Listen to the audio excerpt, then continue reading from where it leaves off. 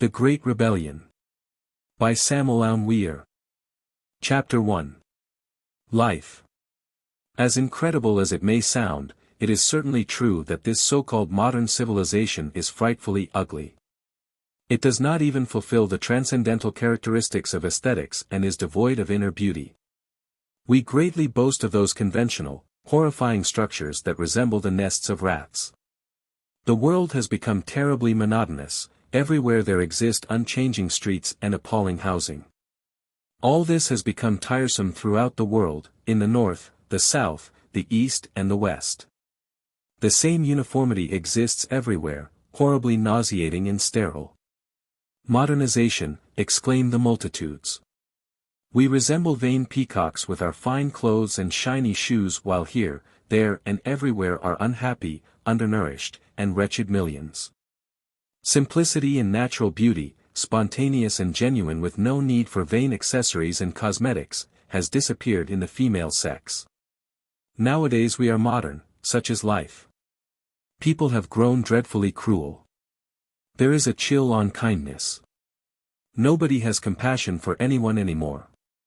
The display windows of luxury stores glisten with extravagant merchandise, which the less fortunate definitely cannot afford. In our society those who are outcast can only gaze upon silks and jewels, costly bottles of perfume and umbrellas for downpours. They can look but they cannot touch, a torment similar to that of Tantalus. The modern human being has become grossly rude.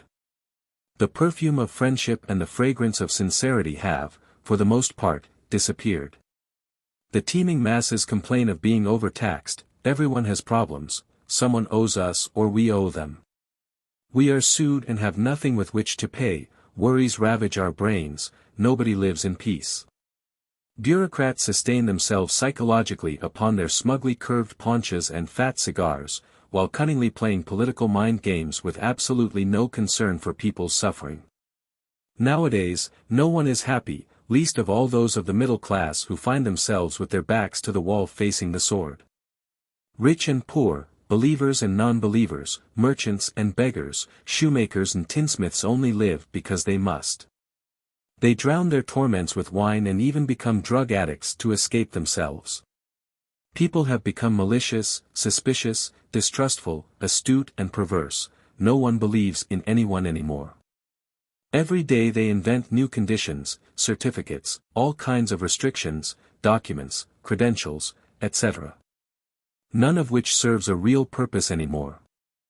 The astute mock all this nonsense, they do not pay, they evade the law even though they risk being hauled off to jail. No job provides happiness.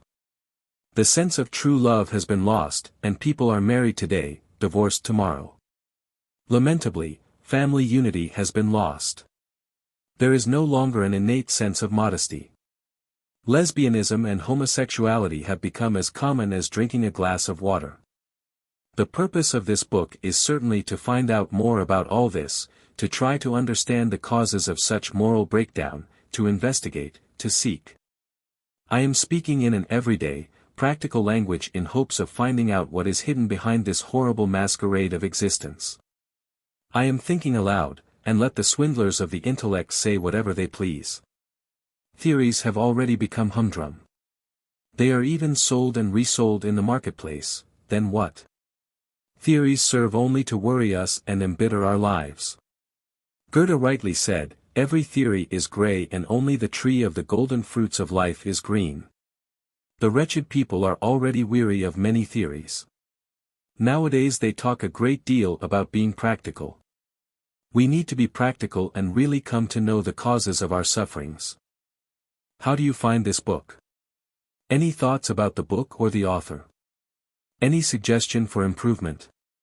Please take a moment to share your thoughts in a comment.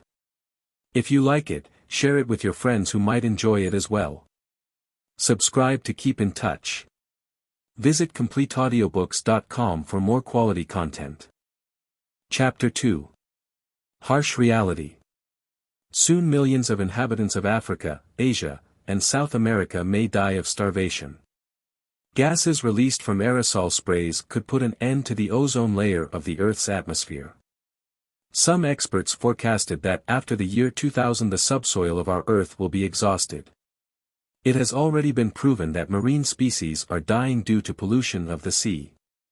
Unquestionably, at this rate, by the end of this century all the inhabitants of large cities will have to wear oxygen masks to protect themselves from fumes. If pollution continues at this alarming pace, before long it will be impossible to eat fish. Living in totally infected waters, fish will become a serious danger to our health. Beginning with the year 2000 it will be almost impossible to find a beach where one can swim in pure water. Due to excessive consumption and exploitation of the topsoil and subsoil, soon the land will be unable to produce the agricultural products necessary to feed the world. By contaminating the oceans with so much waste, poisoning the air with fumes from cars and factories, destroying the earth with underground atomic explosions and the excessive use of elements harmful to the earth's crust. Clearly the intellectual animal, mistakenly called a human being, is subjecting the planet Earth to a long, appalling death, which will undoubtedly end in a great catastrophe. It has been difficult for the world to cross the threshold of the year 2000 since the intellectual animal is destroying the natural environment at breakneck speed. The rational mammal, mistakenly called the human being, is intent on destroying the earth, making it uninhabitable. Obviously, he is succeeding. As far as the sea is concerned, the nations of the world have clearly changed it into some sort of huge dump. 70% of the entire world's waste is going into the sea. Enormous quantities of oil, all kinds of insecticides, numerous chemical substances, poisonous and neurotoxic gases, detergents etc., are annihilating all the species that live in the oceans. Sea birds and plankton, essential for life, are being destroyed. Without a doubt, the extermination of marine plankton is of incalculable severity, for it is this microorganism that produces 70% of the Earth's oxygen. Scientific research has produced verifiable evidence that certain parts of the Atlantic and Pacific Oceans are polluted with the radioactive waste of atomic explosions. In capital cities of the world, and especially in Europe, they drink a fresh type of water, then they eliminate it, purify it, and later drink it again. Drinking water goes through the human organism many times in large, supercivilized cities. In the city of Cucuta, Colombia, near the Venezuelan border in South America, the inhabitants are obliged to drink the defiled water from the river that carries all the filth from the sewers of Pamplona. I am referring emphatically to the Pamplonita River, which has been such blight for the Pearl of the North, Cucuta. Fortunately, there is another aqueduct supplying water to the city, but people still have to drink the putrid water of the Pamplonita River. Huge filters, gigantic machines and chemical substances attempt to purify the dirty waters of Europe's big cities. However, epidemics continue to break out because of the frequency with which this filthy wastewater has passed through the human organism.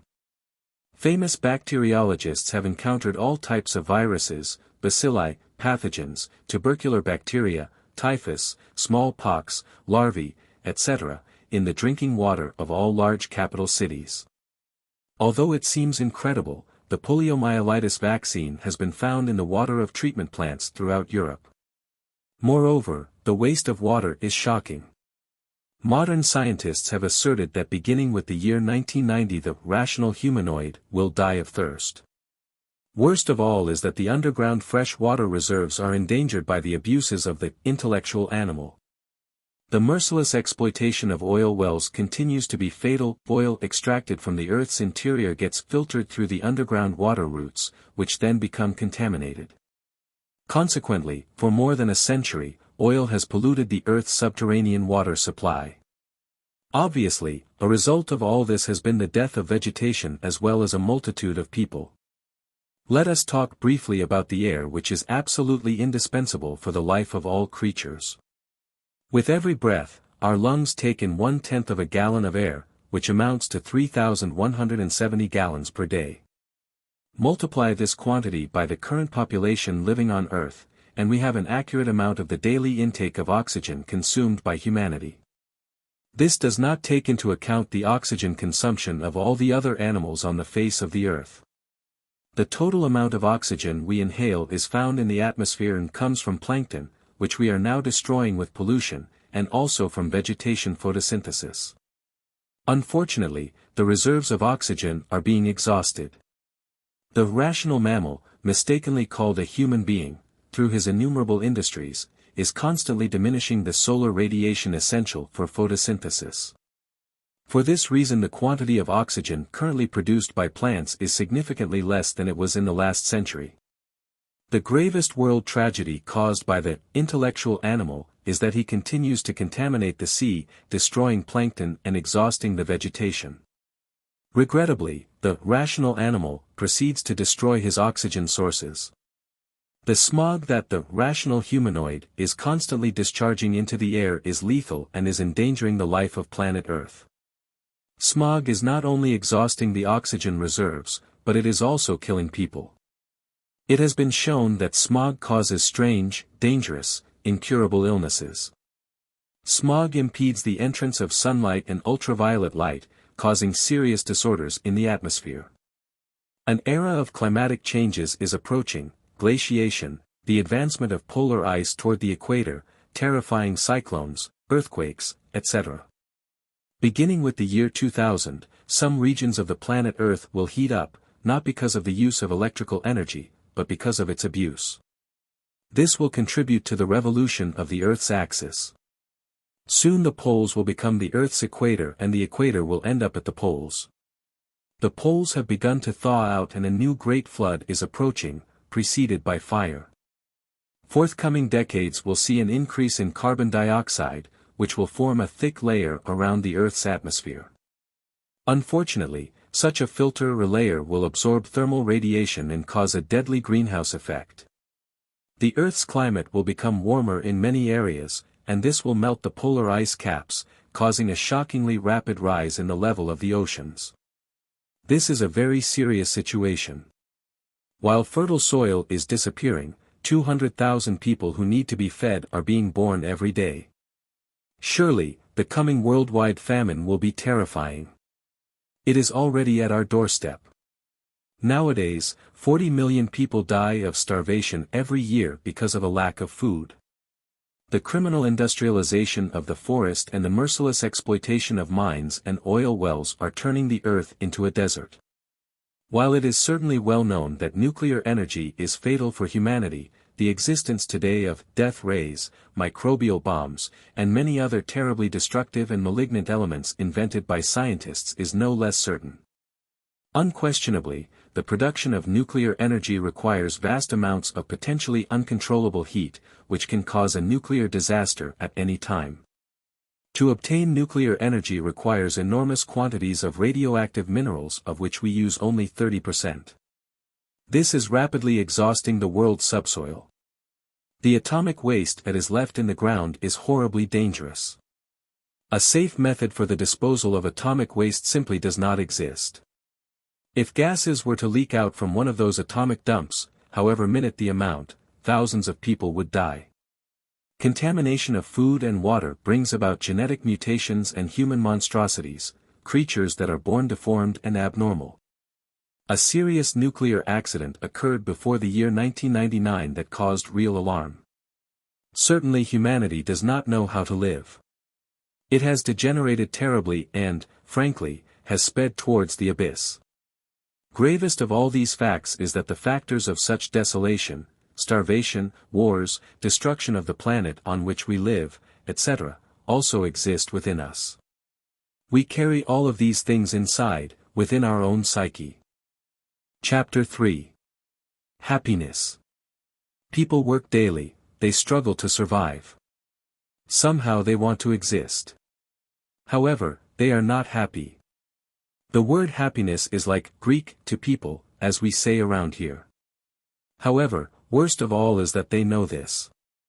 But amid so much bitterness, it seems they do not lose the hope of achieving happiness one day without knowing how or in what way. Wretched people. They suffer so much. However, they want to live and are afraid of dying. If people understood something about revolutionary psychology, possibly they would even think differently, but the fact is that they do not know anything. What they want is to survive in the midst of their misfortune, and that is all. There are pleasant and enjoyable moments, but this not happiness. People confuse pleasure with happiness. Parties, bar hopping, drinking sprees and orgies are brutish pleasures, but they are not happiness. There are, however, wholesome get-togethers without overindulgence, vulgar behavior and the abuse of alcohol. But that is not happiness either. Are you a kind person? How do you feel when you dance? Are you in love? Is it true love? What do you feel when you dance with the one you love? Allow me to be a little bit cruel for a moment by saying that this is not happiness either. If you are an older person, if you are not attracted to these pleasures, if they leave a bad taste in your mouth, forgive me if I tell you that it would be different if you were young and full of illusions. At any rate, whatever you might say, parties or no parties, love or no love, whether you have that which is called money or not, you are not happy, although you might think the opposite. People spend a lifetime looking for happiness everywhere and die without ever having found it. In America and everywhere there are many who hope to win the lottery someday. They think that this way they will find happiness. Some in fact do win. However, this does not bring them the happiness for which they yearn so much. When one is a young man, one dreams of the perfect woman, a princess from 1001 Arabian Nights, someone extraordinary. Then the harsh reality of life hits, a wife and small children to support, difficult financial problems, etc.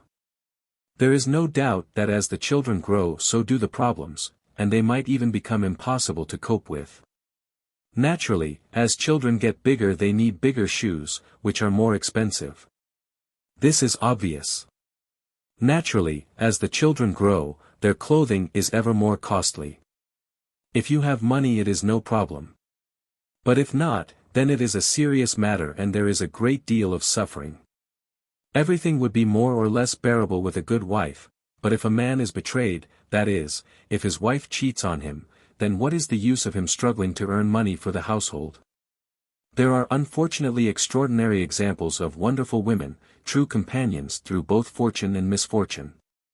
However, to make matters worse, their husbands take them for granted, and worse still, abandon them for other women who will embitter their lives. There are many young girls who dream of their prince. Unfortunately, the harsh reality is in fact different, and they end up marrying tyrants. The greatest dream for a woman is to have a lovely home and be a mother, a blessed predestination. However, even if she marries a good man, who may be unlikely, all things come to pass in the end. Sons and daughters get married and leave home where they are ungrateful to their parents. Ultimately, family life ends. All in all, in this cruel world in which we live there are no happy people. All the unfortunate human beings are unhappy. In life we have met many individuals who are loaded with money and full of problems, they are involved in lawsuits, overtaxed, etc. They are not happy. What is the use of being rich if one does not have good health? Wretched rich people.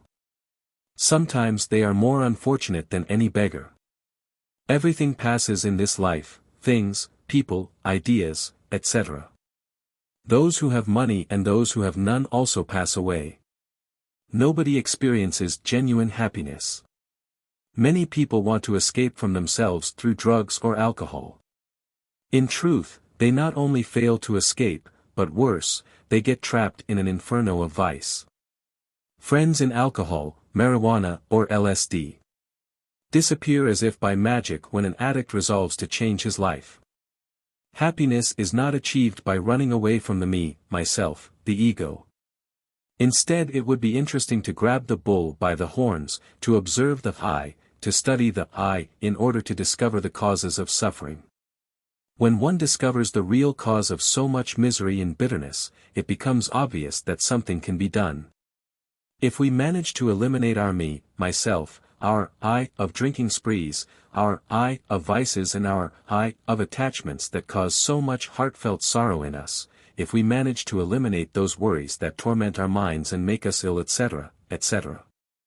Then clearly what arrives is that which is timeless, that which is beyond the body, that which is beyond attachments and beyond the mind, that which is truly beyond our comprehension and is called happiness.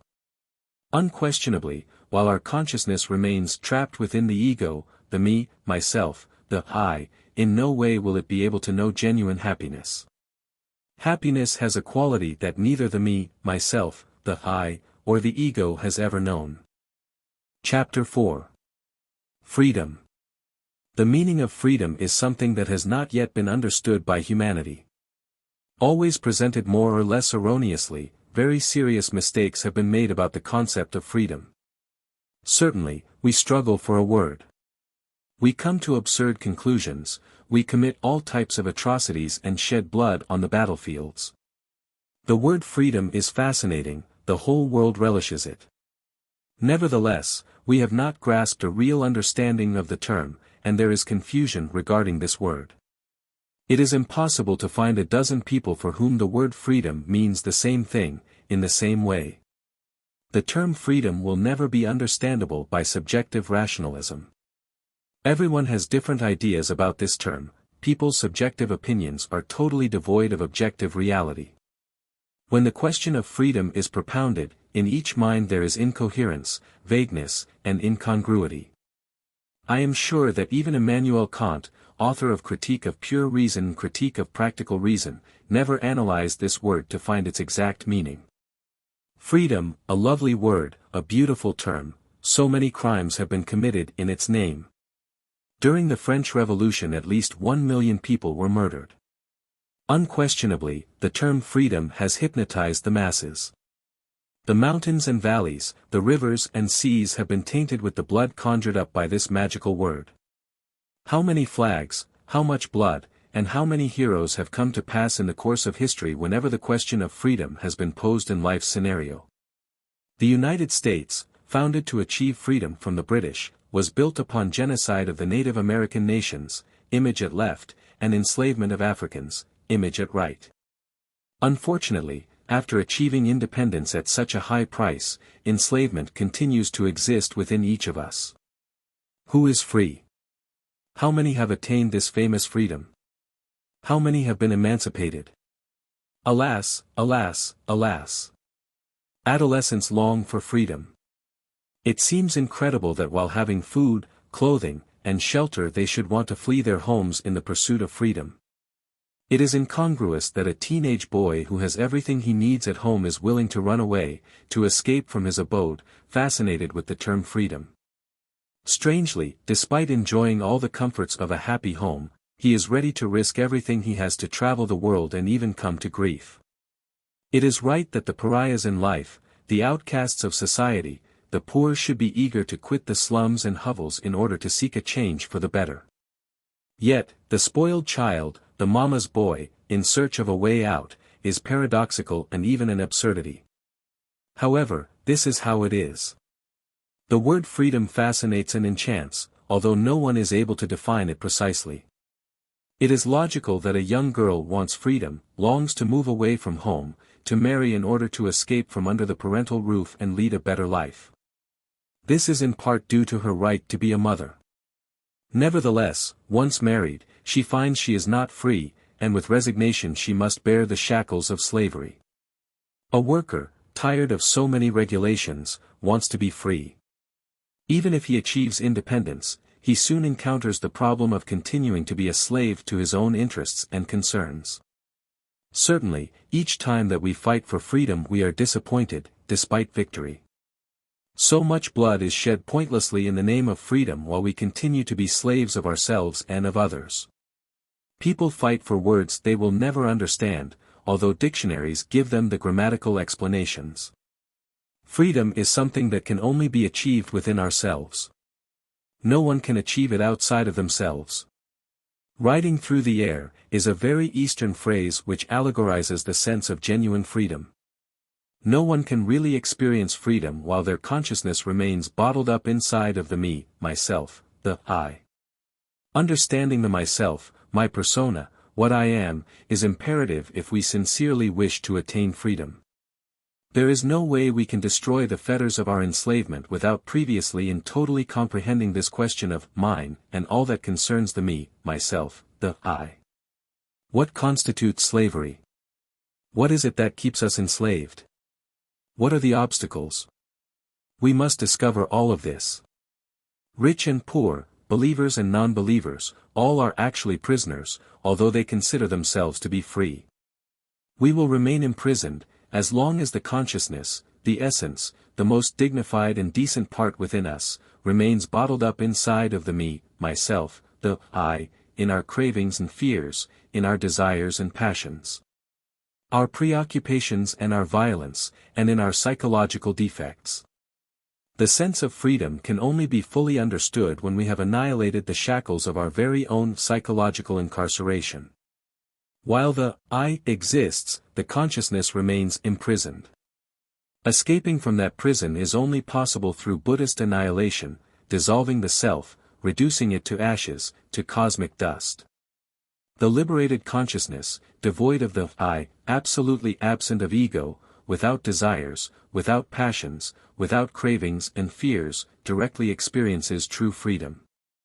Any idea we might have about freedom is not freedom. Those opinions that we hold about freedom are far from reality. The ideas that we form on the subject of freedom have nothing to do with genuine freedom. Freedom is something that has to be experienced directly, and that is only possible by dying psychologically, dissolving the I, ending the me, myself forever. It would do no good to continue dreaming about freedom if we continue being slaves. It would be better to take a look at ourselves as we really are, carefully observing the fetters of slavery that keep us imprisoned. Knowing ourselves, seeing what we are inside, we shall discover the door to authentic freedom. Chapter 5. The Law of the Pendulum. To have a clock with a pendulum in the house is interesting, not only to check the time, but also as a source for some reflection. Without its pendulum, this type of clock cannot function. The movement of the pendulum is profoundly significant.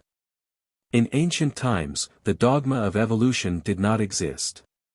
In those days, the sages understood that historical processes always take place according to the law of the pendulum. Everything has its ebb and flow, its rise and fall, increase and decrease. Everything moves to and fro according to this marvelous law. There is nothing strange about the fact that everything oscillates, is subject to the fluctuations of time, and that everything either evolves or devolves. At one extreme of the pendulum lies joy, at the other lies sorrow. All our emotions, thoughts, longings, and desires swing according to the law of the pendulum. Hope and desperation, pessimism and optimism, passion and misery, triumph and failure, profit and loss, surely correspond to the two extremes of pendular movement. Egypt rose with all its power and majesty on the banks of a sacred river. But when the pendulum swayed to the opposite side, the country of the pharaohs fell, and Jerusalem, beloved city of the prophets, rose. Israel fell when the pendulum changed position, and at the other extreme gave rise to the Roman Empire. The movement of the pendulum raises and ruins empires, causing the ascent of powerful civilizations and later bringing about their destruction, etc. The various pseudo-esoteric and pseudo-occultist schools, religions and sects can be placed at the right side of the pendulum. The materialist schools, Marxism, atheism, skepticism, etc., can be placed at the left side of the pendulum's movement. These are antitheses of pendular movement, changeable, subject to incessant permutation. Because of some unusual event or delusion, a religious fanatic can move to the other extreme of the pendulum, changing to an atheist, a materialist, or a skeptic. A materialistic, fanatical atheist can shift to the opposite extreme of the pendulum's motion and become an intolerable religious reactionary, due to some unexpected event. This could be due to a metaphysical or transcendental encounter, or to a moment of indescribable terror. For example, a priest defeated by the polemics of an esotericist, in desperation becomes incredulous and materialistic. We knew of a case of a skeptical, atheistic woman who, because of a conclusive and definite metaphysical event, changed into a magnificent exponent of practical esotericism. In the name of truth, we must declare that a true and absolute materialistic atheist is a farce, and non-existent. Faced with the proximity of inevitable death, faced with an instant of indescribable terror, the enemies of the Eternal One, the materialists and non-believers, go instantaneously to the other extreme of the pendulum. They resort to prayer, lamentation, and the clamor of infinite faith and enormous devotion. Karl Marx himself, author of Dialectical Materialism, was a fanatically religious Jew who, after his death, was accorded the funeral rites of a chief rabbi. Karl Marx worked on his dialectical materialism with a sole purpose, to create a weapon in order to destroy all the religions of the world through skepticism. This is a typical case of religious jealousy taken to the extreme.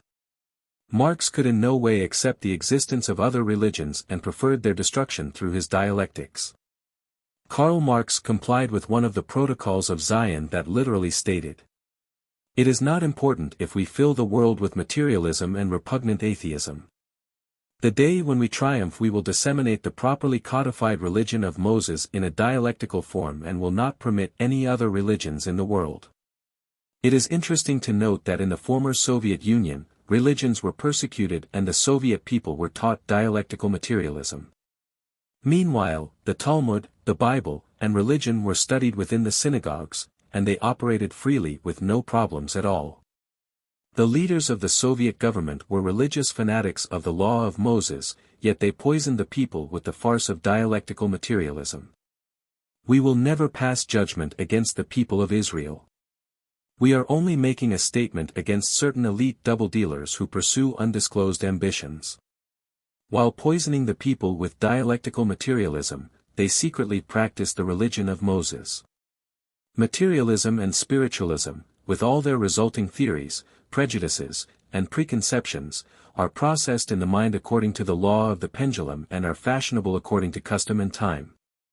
Spirit and matter are highly debatable, thorny concepts that no one understands.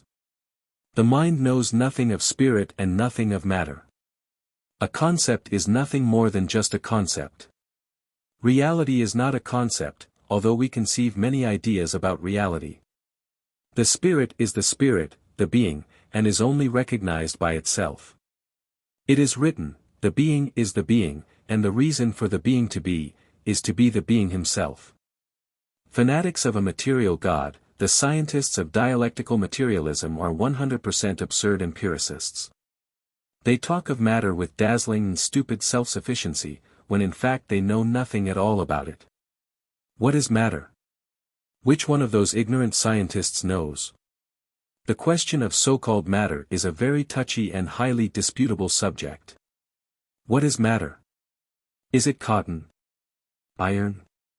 Flesh? Starch? Stone? Copper? A cloud? What is it? To decide that all is matter would be empirical and absurd, just as it would be absurd to assert that the whole human organism is a liver, or a heart, or a kidney. Obviously, each thing is what it is and everything else is something else. Each organ is different and each substance is different as well. Therefore, which of all these substances is the ever-hackneyed matter? Many people play with concepts of the pendulum. However, concepts are not in fact reality. The mind knows only illusory forms of nature but knows nothing of the truth contained within those forms. Theories go out of fashion with time and the passing of the years. What one learns at school serves no purpose later. In conclusion, nobody knows anything. Concepts of the extreme right or extreme left of the pendulum go out of date like women's fashion. They are all processes of the mind that take place on the surface of our understanding. They are nonsense, vanities of the intellect. For any psychological discipline there is another opposing one. Any logically structured psychological process is opposed by another similar one. Nevertheless, what does it matter? What interests us is what is real, the truth. It is not a question of the pendulum. It is not found in the fluctuations of theories and beliefs. Truth is the unknowable from instant to instant, from moment to moment. Truth is found at the center of the pendulum, not at the extreme right, or at the extreme left. When Jesus was asked, "What is truth?" he kept profoundly silent. And when the Buddha was asked the same question, he turned away and departed. The truth is not a question of opinions, of theories, or prejudices of the extreme right or the extreme left. An idea about the truth that the mind can form is never the truth. The idea which our understanding might have of truth is never the truth. Any opinion we might have regarding truth, however respectable it might seem, is in no way the truth. Neither spiritual trends nor their materialistic opponents can ever lead us to the truth. Truth is something that must be experienced directly, like getting burned when sticking our finger into the fire, or when we choke while gulping down water. The center of the pendulum is found within ourselves, and it is there that we must directly discover and experience what is real, what is the truth. We need to explore ourselves directly in order to discover and profoundly know ourselves. The experience of the truth only comes when we have eliminated the undesirable elements, which together form the me, myself, the I. Truth comes only by eliminating error. Only by the disintegration of the myself, our mistakes, our prejudices and fears, our passions and desires, our beliefs and lusts, intellectual stubbornness and all types of self-sufficiency, does the experience of what is real come to us. Truth has nothing to do with what has or has not been said, nor with what has or has not been written. It only comes to us when the ego has died. The mind cannot seek the truth because it does not know it. The mind cannot recognize the truth because it has never seen it. The truth comes spontaneously to us when we eliminate all of those undesirable elements which form the me, myself, the I. As long as the consciousness remains bottled up in the me, myself, it will be unable to experience that which is real, that which lies beyond the body, beyond affections, and the mind, that which is truth. When the myself is reduced to cosmic dust, the consciousness is liberated in order to finally awaken and experience the truth directly. The great Kabir Jesus rightly said, "And ye shall know the truth, and the truth shall make you free." John 8 verse 32. What purpose does it serve for a person to know 50,000 theories if he has never experienced the truth? Each person's intellectual system might be very respectable, but every system has its opponent, and not a single one is the truth. It is better to explore ourselves in order to gain self-knowledge so that one day we might directly experience what is real, that which is the truth. Chapter 6. Concept and Reality. Who or what can guarantee that concept and reality are exactly the same thing? Concept is one thing and reality is another. There is a tendency to overestimate our own concepts. It is almost impossible for reality to equal concept. Nevertheless, the mind, hypnotized by its very own concepts, always presumes that concept and reality are the same. Any psychological process that is correctly structured using precise logic is opposed by a different one, strongly developed with similar or superior logic. Then what? Two severely disciplined minds confined by ironclad intellectual structures argue with one another. They debate, in dispute over this or that fact of reality. Each believes its own concept to be exact and the other to be false. Which is right? Who can honestly guarantee either case? Which one shows that concept and reality are the same? Unquestionably, each mind is a world of its own. In each and every one of us lies a kind of pretentious, dictatorial dogmatism that wants to make us believe in the absolute equality of concept and reality. Nothing can guarantee absolute equality between concept and reality, no matter how strong the structures of a line of reasoning might be. Those who confine themselves to any logistical intellectual procedure are always inclined to make the reality of phenomena and the devised concepts agree. However, this is only the result of hallucinatory reasoning. Being open to what is new is a difficult gift for the traditionalist. Unfortunately, people want to discover and discern their own prejudices, ideas, preconceptions, opinions, and theories in all natural phenomena. No one knows how to be receptive, to see what is new with a clear and spontaneous mind. Let the phenomena itself speak to the sage, this should be logical. Unfortunately, sages of this day and age do not know how to view phenomena. They only want to see in them the confirmation of all their preconceptions.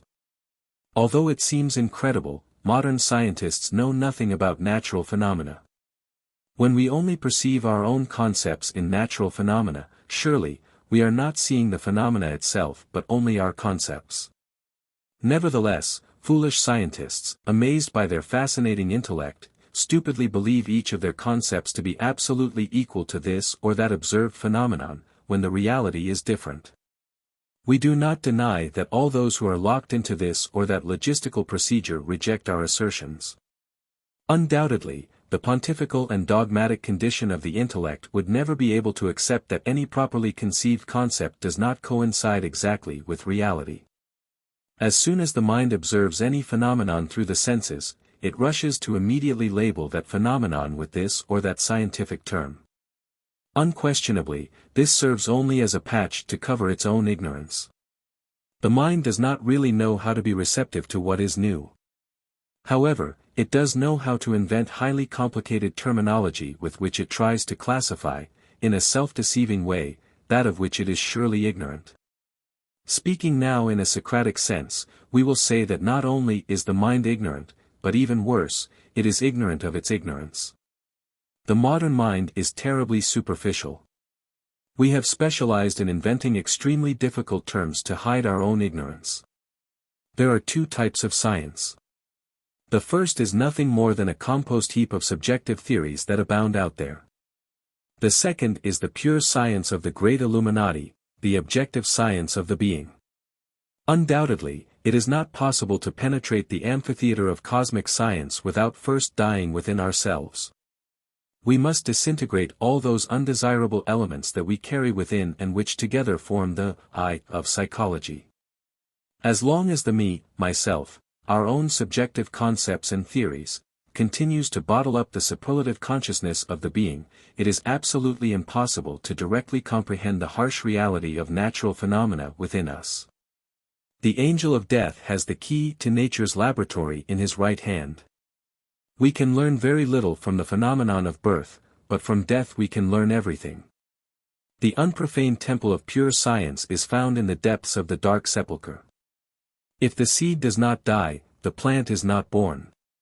Only with death comes forth what is new.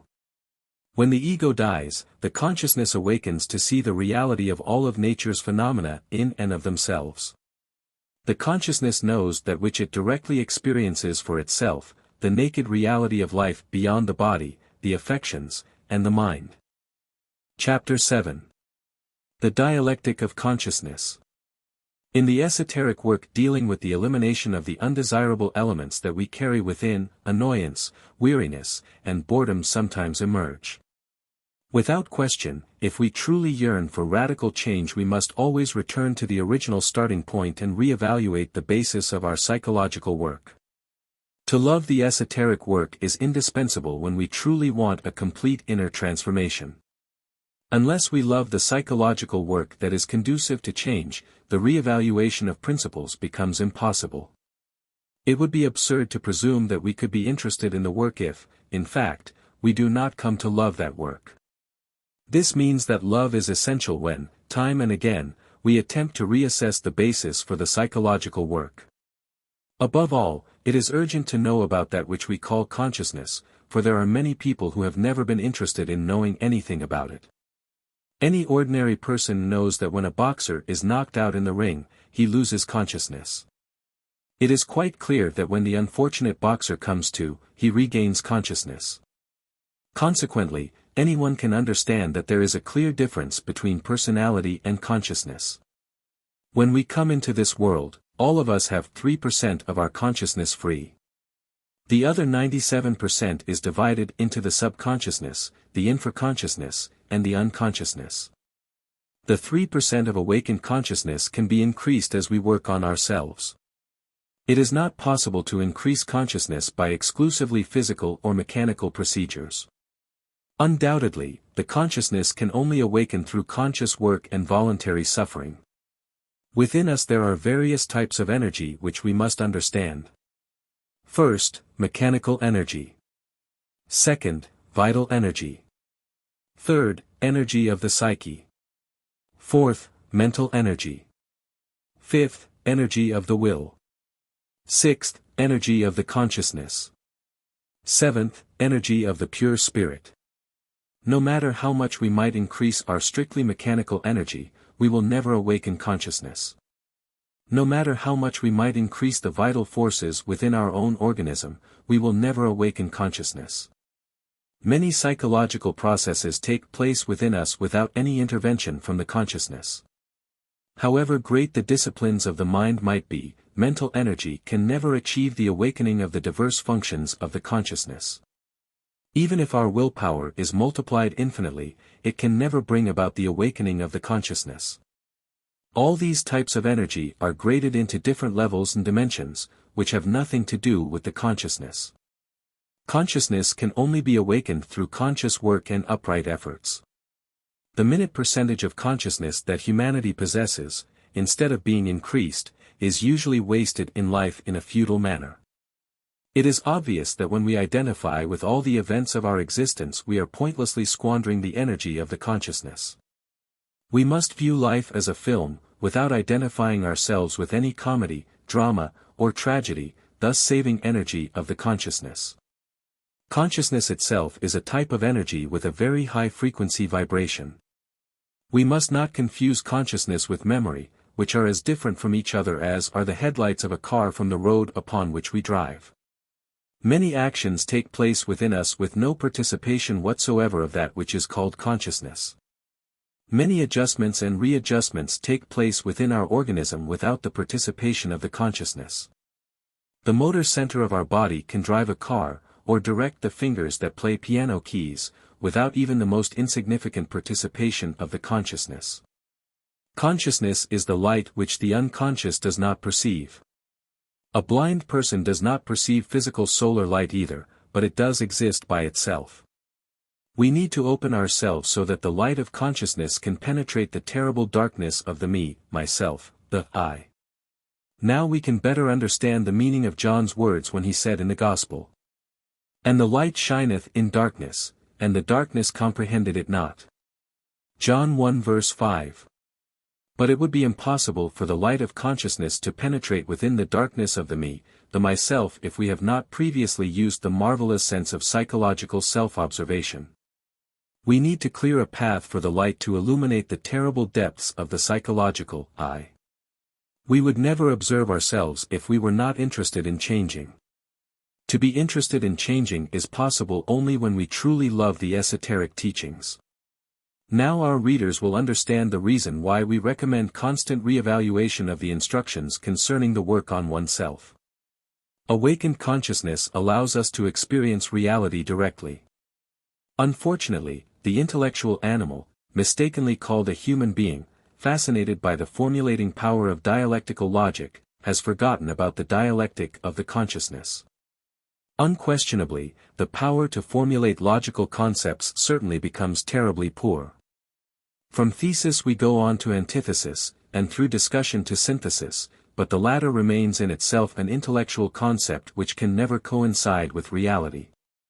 The dialectic of consciousness is more direct, permitting us to experience the reality of any phenomenon in and of itself. Natural phenomena never coincide exactly with concepts formulated by the mind. Life unfolds from instant to instant, and when we capture it for analysis, we kill it. When we try to infer concepts on observing this or that natural phenomenon, we in fact stop perceiving the reality of the phenomenon. We only see in that phenomenon the reflection of theories and stale concepts which have nothing at all to do with observed fact. Intellectual delusion is fascinating, and we want to force all natural phenomena to coincide with our dialectical logic. The dialectic of consciousness is based on true life experiences and not on mere subjective rationalism. All of nature's laws exist within us, and if we do not discover them within, we will never discover them without.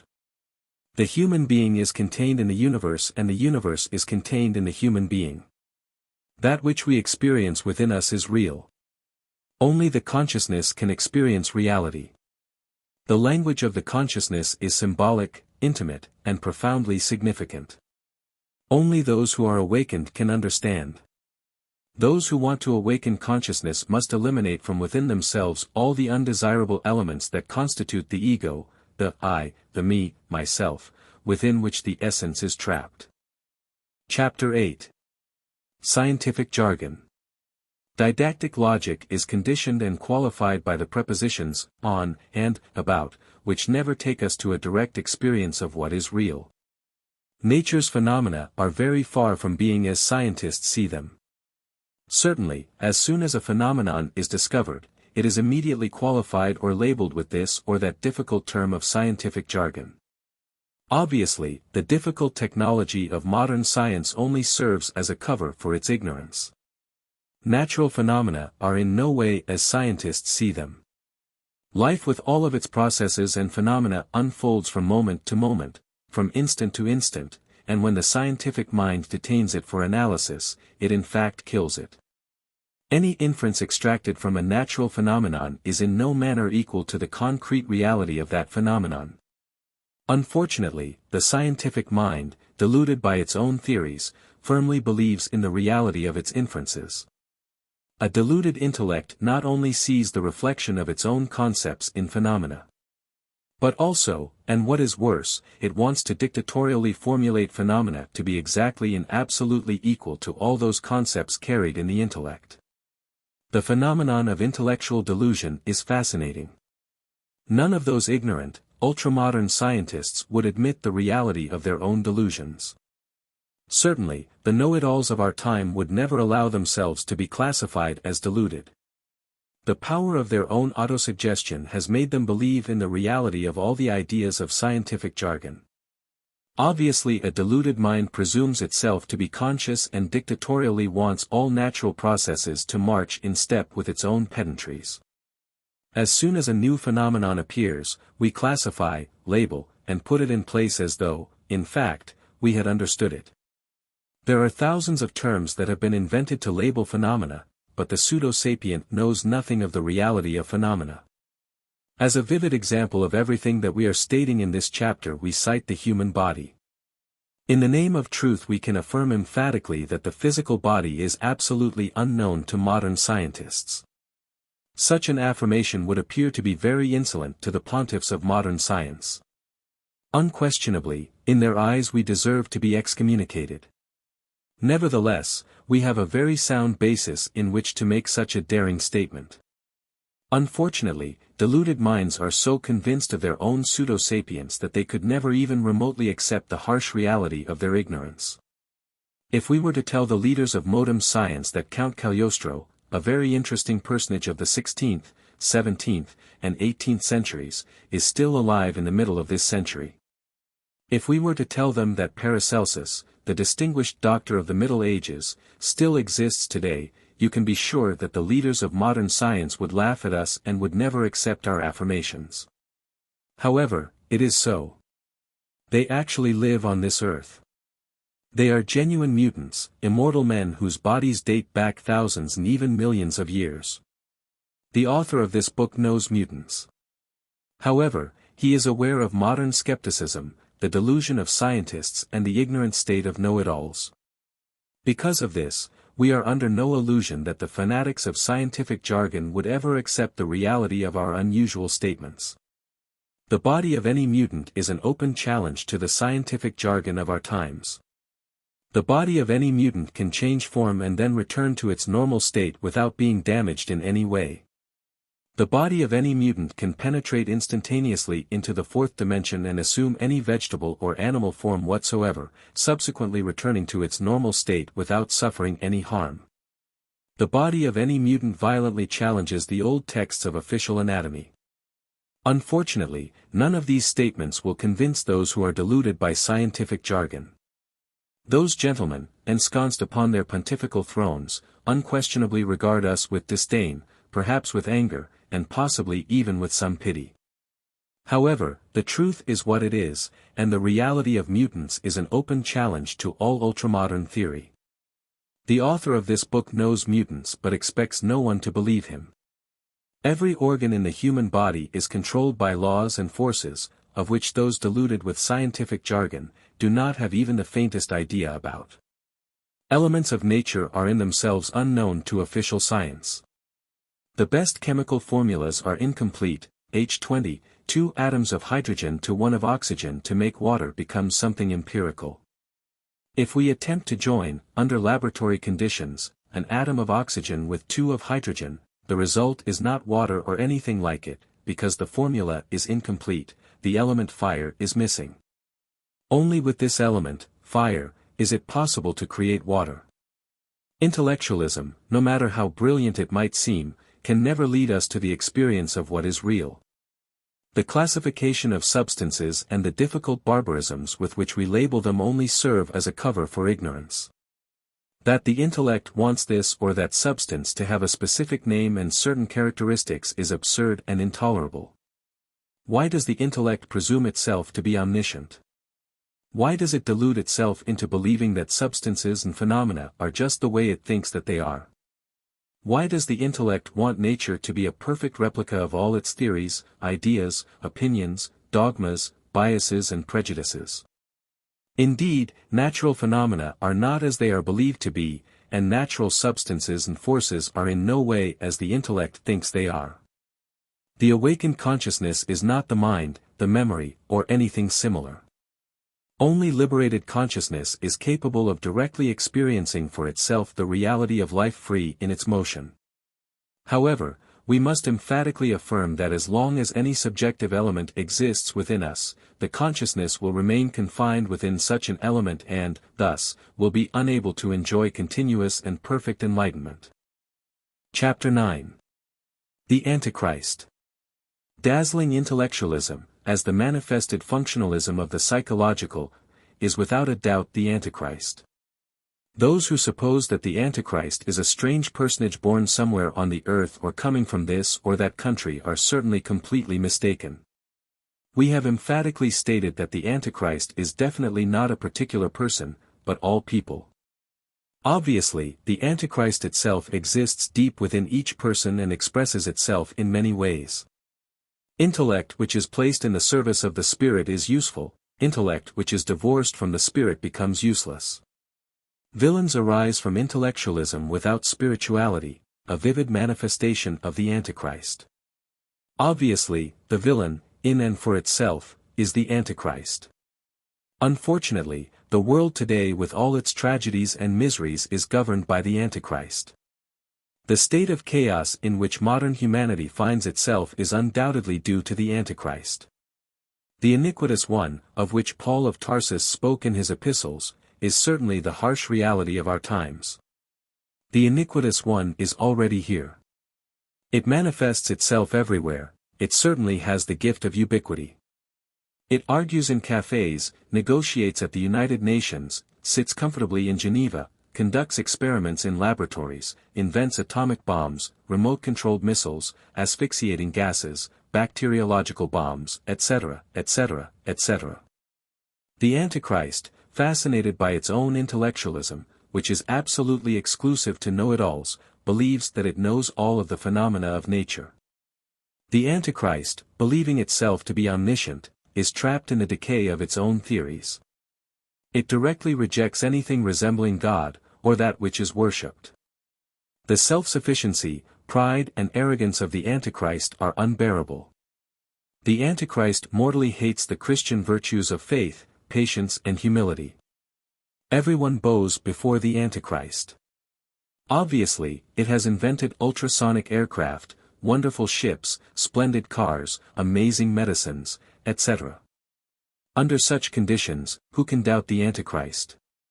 In this day and age, anyone who dares to speak against all the miracles and wonders of the Son of Perdition condemns himself to everyone's ridicule, sarcasm and irony. He condemns himself to be classified as stupid and ignorant.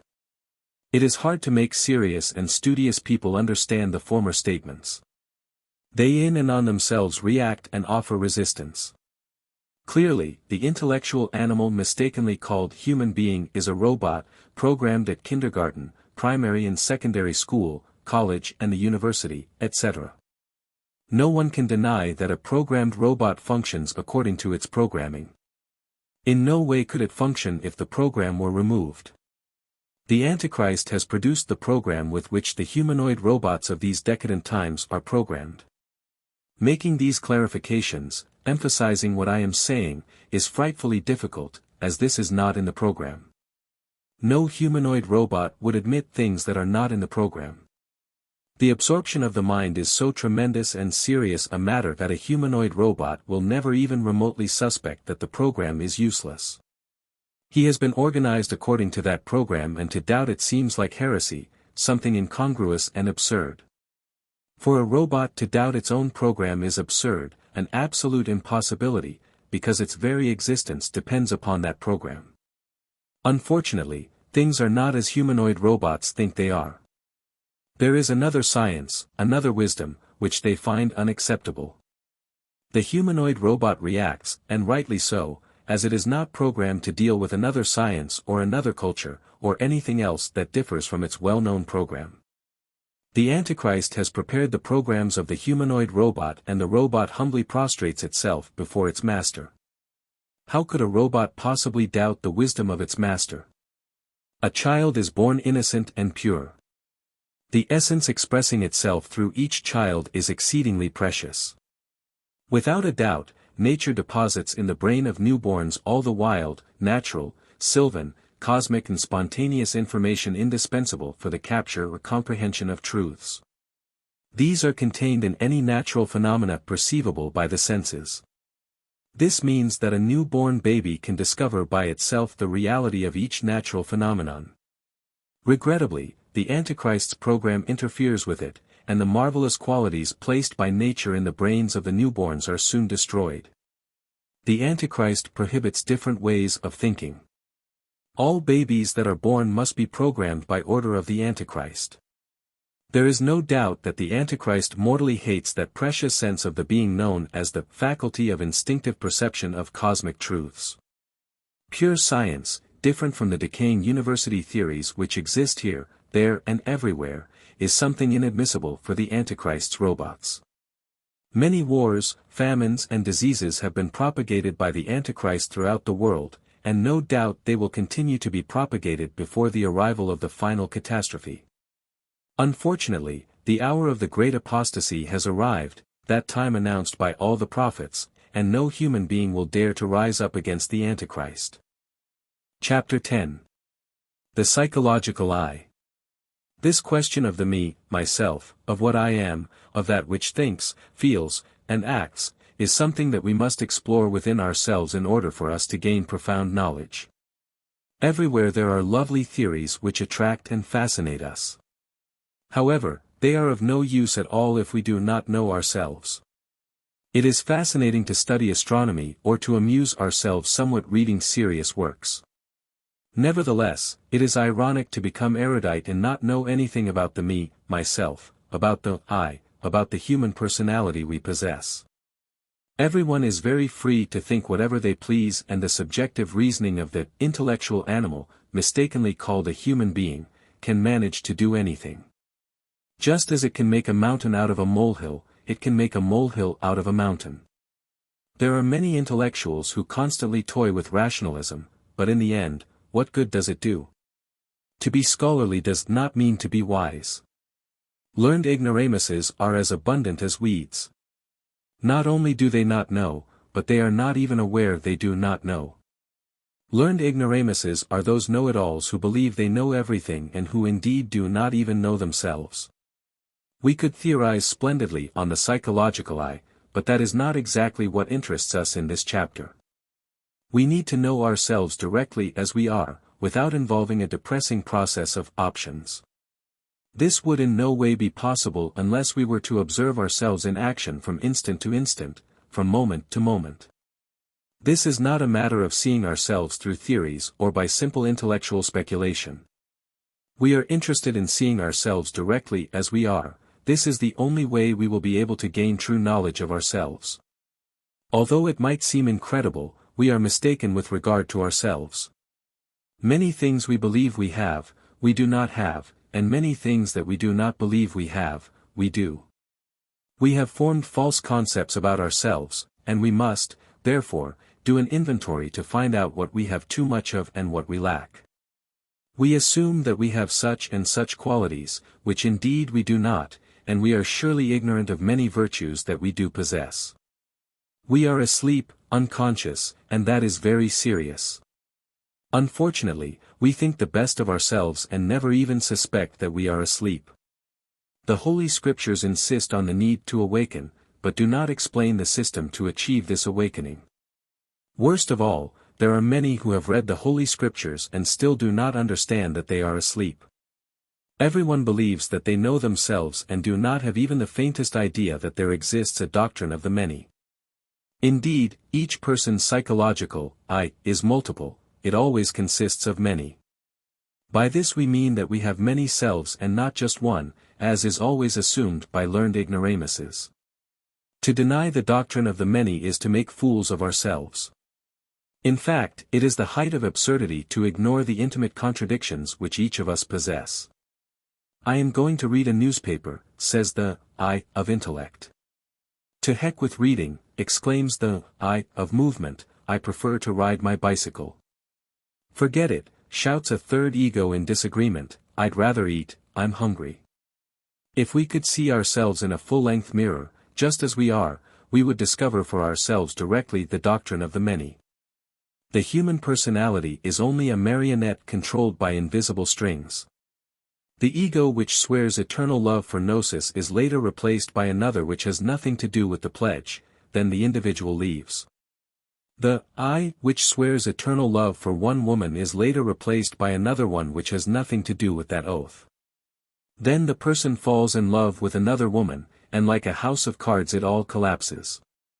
The intellectual animal, mistakenly called human being, is like a house filled with many people. There is no order or agreement among the multiple I's, they all quarrel with each other and fight for supremacy. When one of them gains control of the capital centers of the organic machine, it feels unique, a master. Nevertheless, in the end it is overthrown.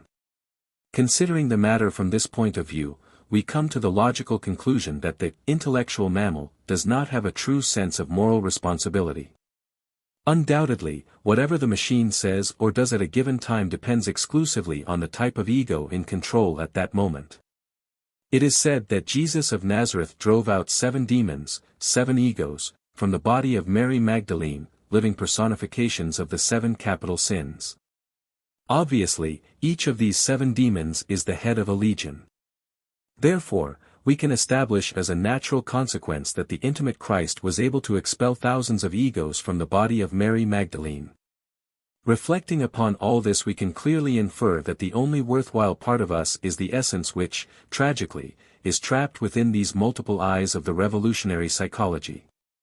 Unfortunately, the essence is always limited in its processes by virtue of its own imprisonment.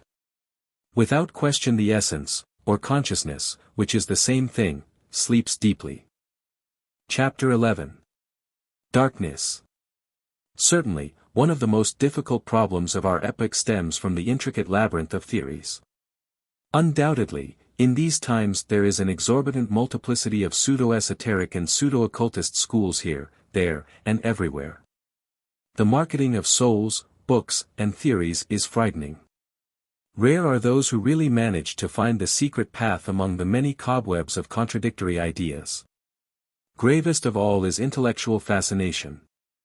There is a tendency to nourish ourselves only intellectually with all that reaches the mind.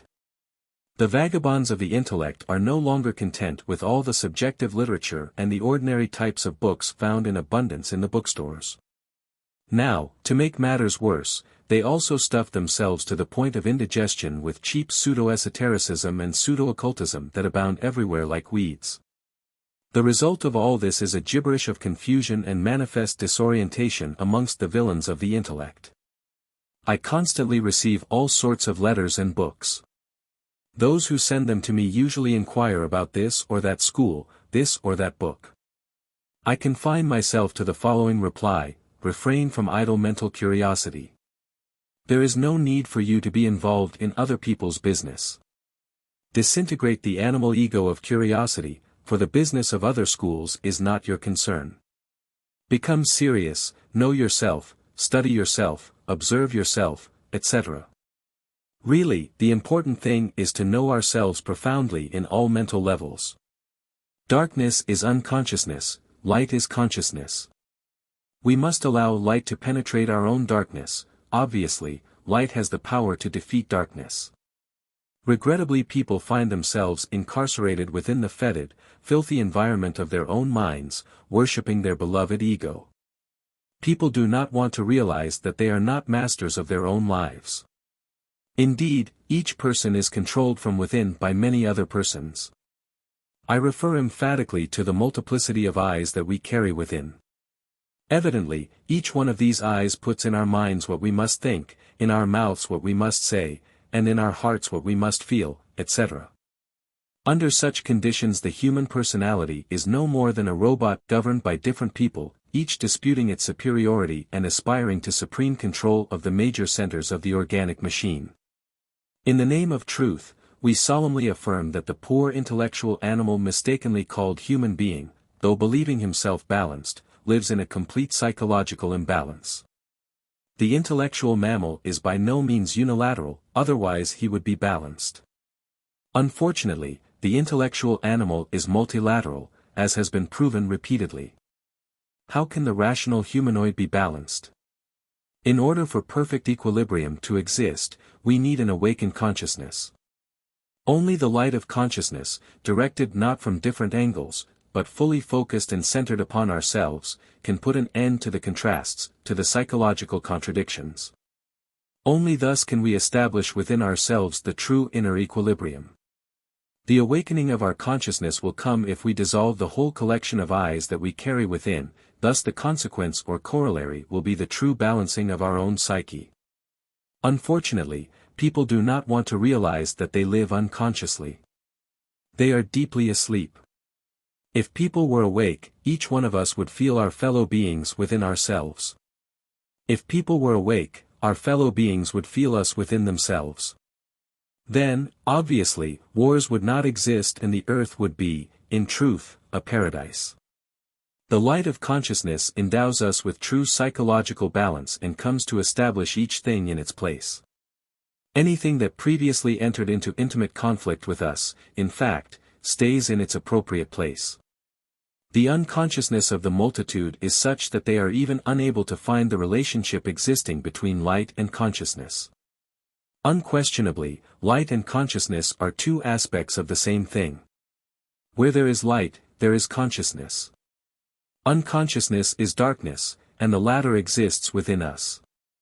Only through psychological self-observation do we allow light to penetrate within our own darkness. And the light shineth in darkness. And the darkness comprehended it not. John 1 verse 5. Chapter 12. The Three Minds.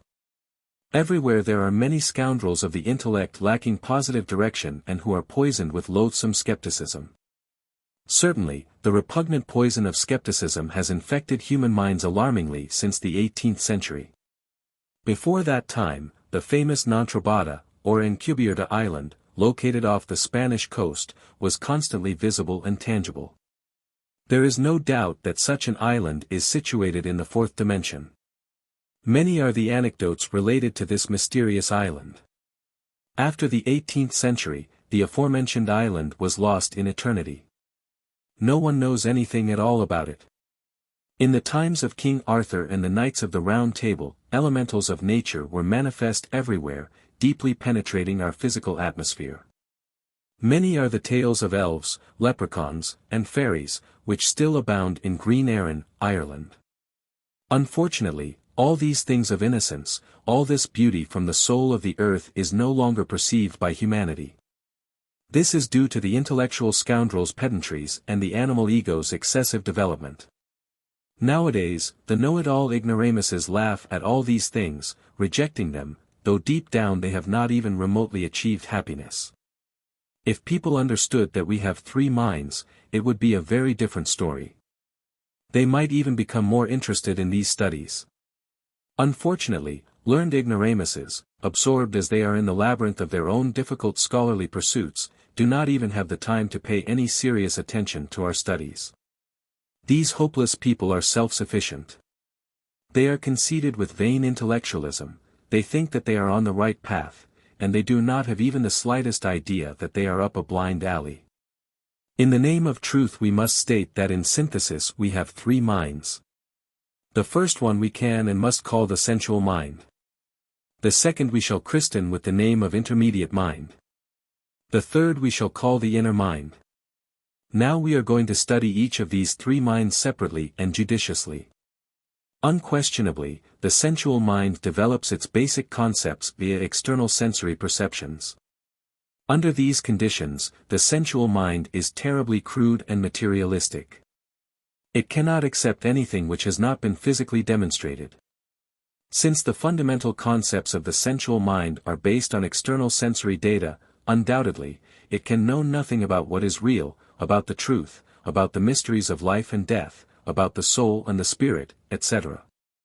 For the rogues of the intellect, totally trapped by their external senses and incarcerated within the basic concepts of the sensual mind, our esoteric studies are lunacy.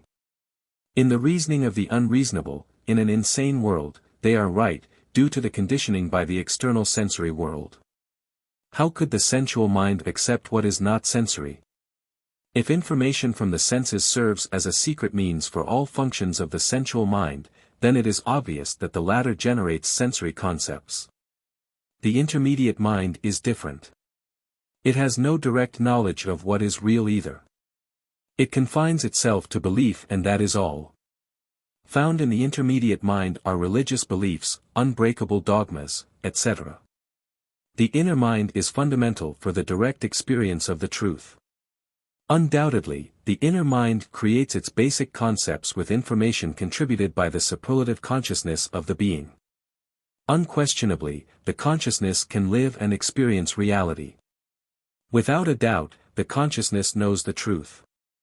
To manifest itself, however, the consciousness needs a mediator, an instrument of action, and this in itself is the inner mind. Consciousness knows directly the reality of each natural phenomenon and can manifest it through the inner mind. To open the inner mind would be the appropriate thing to do in order to remove ourselves from the world of doubt and ignorance.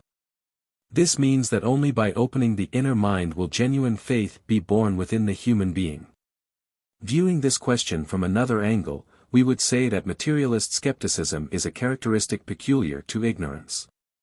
There is no doubt that learned ignoramuses are 100% skeptical. Faith is the direct perception of what is real, it is fundamental wisdom, it is the experience of that which is beyond the body, the affections, and the mind. We must distinguish between faith and belief. Beliefs are found stored in the intermediate mind. Faith is a characteristic of the inner mind. Unfortunately, there is always a general tendency to confuse belief with faith. Although it seems paradoxical, we emphasize the following: those who have true faith do not need to believe. This is because genuine faith is living knowledge, exact cognition, and direct experience. For many centuries, people have confused faith and belief. Now it is very difficult to make them understand that faith is true knowledge and never futile beliefs. The sapient function of the inner mind has as its intimate resource all that formidable data from the wisdom embodied in consciousness. One who has opened the inner mind recalls one's previous existences, knows the mysteries of life and death. Not because of what one has or has not read, not because of what someone has or has not said, not because of what one has or has not believed, but because of terribly real and vivid direct experience. The sensual mind does not like what we are saying here. The sensual mind cannot accept this because it is out of its grasp, has nothing whatever to do with external sensory perceptions. This is alien to its own basic concepts, to that which was taught at school or what was learned from various books, etc. What we are saying here is not accepted by the intermediate mind either, as it is contrary to its own beliefs. This spoils what its religious teachers made it learn by heart. Jesus, the great Kabir, warned his disciples by saying, "Take heed and beware of the leaven of the Pharisees and the Sadducees." Matthew 16 verse 6. Obviously, with this warning Jesus the Christ was referring to the doctrines of the materialistic Sadducees and the hypocritical Pharisees. The doctrine of the Sadducees is the sensual mind. It is the doctrine of the five senses. The doctrine of the Pharisees is irrefutably and without dispute situated in the intermediate mind. Clearly, the Pharisees gather at their rites in order to be seen, so that it will be said that they are good people. They pretend in front of others, but they never work on themselves. It is impossible to open the inner mind unless we learn to think psychologically. Unquestionably, when someone starts to observe himself, it is a sign that he is beginning to think psychologically. As long as we do not admit the reality of our own psychology and the possibility of changing it fundamentally, we certainly do not feel the necessity for psychological self-observation. When one accepts the doctrine of the many selves and understands the need to eliminate the different egos carried within one's psyche, for the purpose of liberating the consciousness, the essence, undoubtedly, one initiates. In fact and by one's own rights, psychological self-observation. Obviously, the elimination of undesirable elements carried in our psyches commences the opening of the inner mind. All this means that the aforementioned opening takes place gradually as we annihilate those undesirable elements which we carry within our psyches. Whosoever has eliminated those undesirable elements 100% from within, will also have obviously opened up the inner mind 100%. Such a person will possess absolute faith. Now you will understand the words of Christ when he said, "If ye have faith as a grain of mustard seed, ye shall say unto this mountain, Remove hence to yonder place, and it shall remove, and nothing shall be impossible unto you." Matthew 17 verse 20. Chapter 13. Work Memory. Without a question, each person has his own particular psychology. This is indubitable, indisputable, and irrefutable. Unfortunately, people never think about this, and many never accept it. This is because they are trapped within the sensorial mind. Anyone would admit to the reality of the physical body since it can be seen and touched. Our psychology, however, is a different matter. It cannot be perceived by the five senses. For this reason we have a general tendency to reject or simply underestimate and scorn it, qualifying it as something of no importance.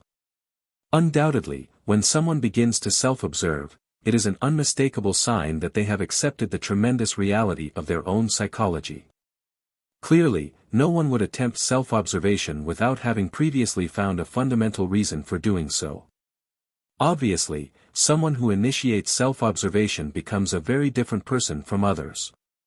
This, in fact, indicates the possibility for change. Unfortunately, people do not want to change, they are content with the state in which they live. It pains one to see how people are born, grow, reproduce like animals, suffer indescribably and die without ever knowing why. To change is fundamental, but it is impossible if we do not initiate psychological self-observation. We must start by seeing that our purpose is to acquire self-knowledge, since rational humanoids really do not know themselves. When one discovers a psychological defect, a great step has actually been taken, because this allows one to study and even radically eliminate that defect. Indeed, we could not succeed in counting all of the psychological defects we have within, since there are so many, not even if we had a steel palate and 1,000 tongues to speak with. Gravest of all is that we do not know how to measure the dreadful reality of any defect. We always look at it superficially without due attention. We see it as something unimportant.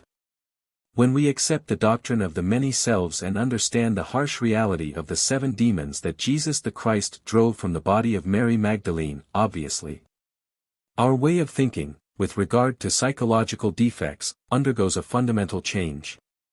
It cannot be asserted emphatically enough that the doctrine of the many selves is 100% Tibetan and Gnostic in origin.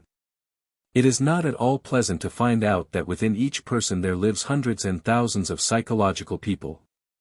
Each psychological defect is a different person existing within us, in the here and now. The 7 demons that the great Master Jesus the Christ threw out of the body of Mary Magdalene are the 7 deadly sins: anger, greed, lust, envy, pride, laziness, and gluttony. Naturally, each one of these demons leads separately to a legion. In the Pharaoh's ancient Egypt, an initiate had to eliminate the red demons of Seth from his inner nature if he wanted to achieve the awakening of consciousness. Considering the reality of psychological defects, the aspirant longs for change. He does not want to continue in the state in which he lives with so many people within his psyche. He then begins self-observation. As we progress in our inner work, we can verify for ourselves an interesting order in the system of elimination. One is astonished when one discovers that there is an order in the work related to the elimination of the multiple psychic aggregates that personify our errors.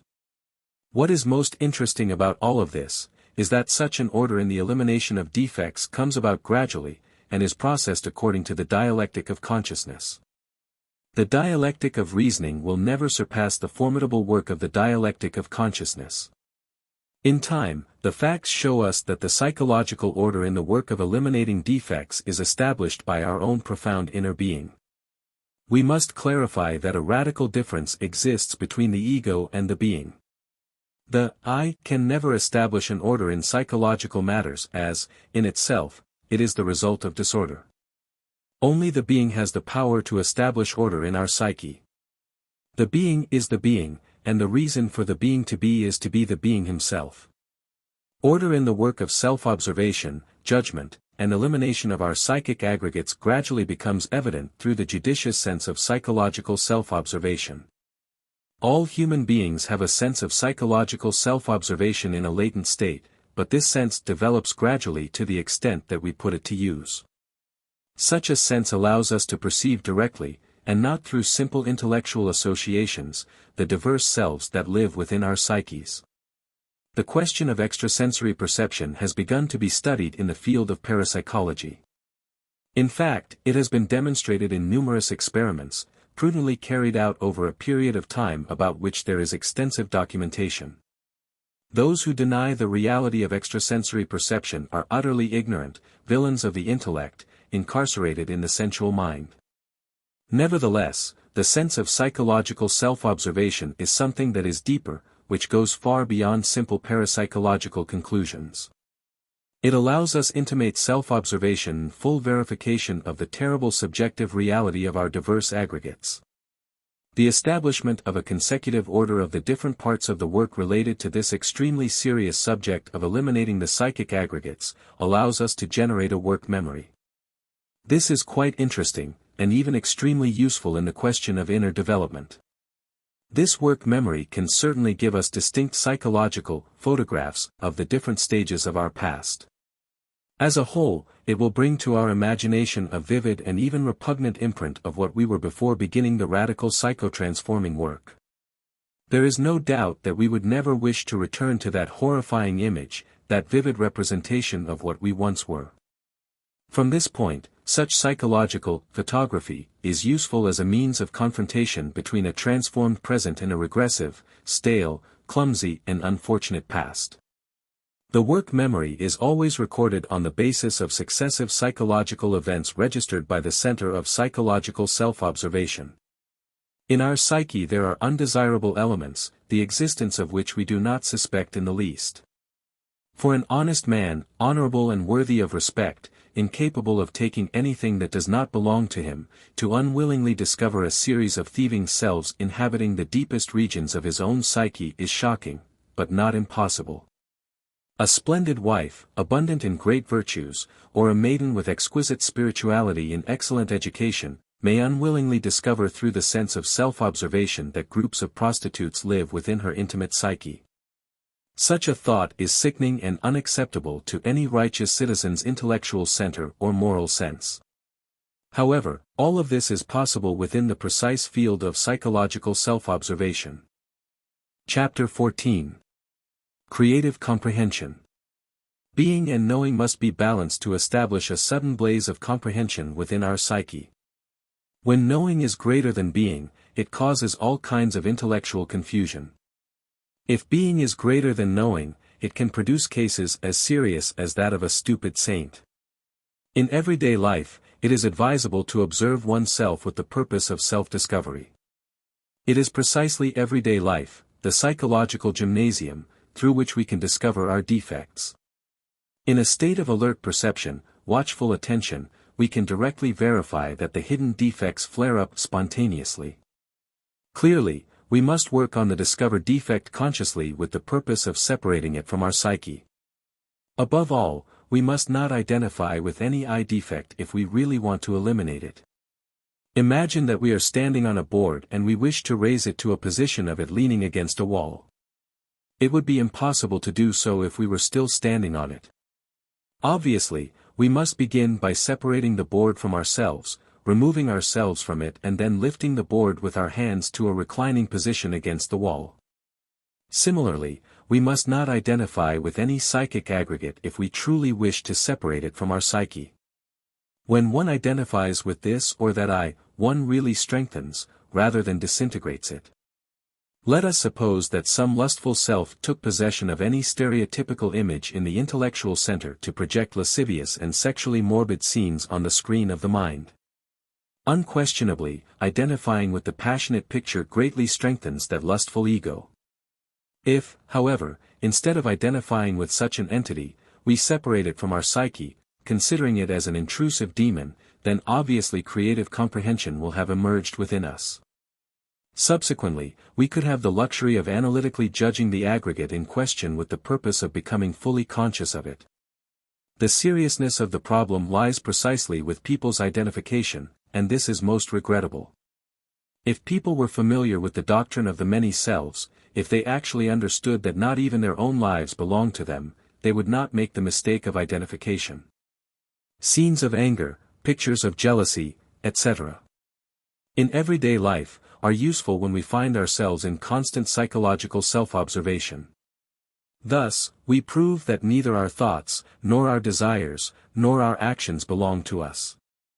Unquestionably, multiple eyes intervene like bearers of an ill omen, putting thoughts in our minds, emotions in our hearts and actions of all kinds in our motor center. It is deplorable that we are not masters of ourselves and that various psychological entities make of us whatever they will. Unfortunately, we do not even remotely suspect what is happening to us and we act like simple puppets, controlled by invisible strings. Worst of all, instead of fighting for independence from all these secret tyrants, we make the mistake of fortifying them, and this occurs when we become identified. Any street scene, any family drama, any silly quarrel between spouses is undoubtedly due to this or that I, and is something of which we must always be aware. Everyday life is the psychological mirror in which we can see ourselves just as we are. First, we must understand the need to see ourselves and the need to change radically. Only in this way will we want to really observe ourselves. Whosoever is content with the state in which he lives, the foolish one, the dawdler, the negligent one, will never feel the desire to see himself, he will love himself too much to ever be willing to review his conduct and way of being. We will say clearly that in some comedies, dramas and tragedies of everyday life various I's take part. These I's must be understood. What comes into play in any scene of passionate jealousy are the egos of lust, anger, pride, jealousy, etc. We must later analytically judge each one separately to fully understand them with the clear purpose of their total disintegration. Comprehension is very flexible, which is why it is necessary to delve deeper each time. What we understand in one way today we will better understand tomorrow.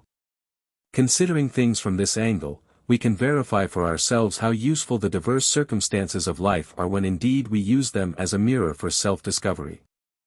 We would never in any way attempt to say that the dramas, comedies and tragedies of everyday life are always splendid and perfect. Such a statement would be ludicrous. Nonetheless, however absurd the different situations of existence may appear, they are marvelous as a psychological gymnasium. The work relating to the dissolution of the diverse elements that form the me, myself, is terribly difficult. Within the cadences of verse, misdeeds are also hidden. In the delightful perfume of the temples, transgressions lurk. At times, crime becomes so sophisticated that people confuse it with sanctity, and so cruel that it eventually seems like sweetness.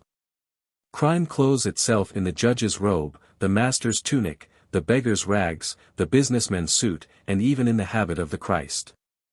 Comprehension is fundamental, but that is not all in the work of dissolving the psychic aggregates, as we shall see in the next chapter.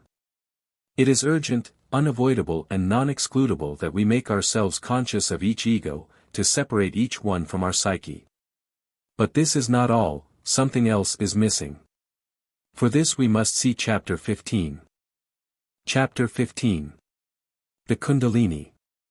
We have come to a very thorny point. I would like to refer to the question of the Kundalini, the igneous serpent of our magical powers mentioned in so many texts of Oriental wisdom. Without a doubt, the Kundalini has been well documented and it is something well worth investigating.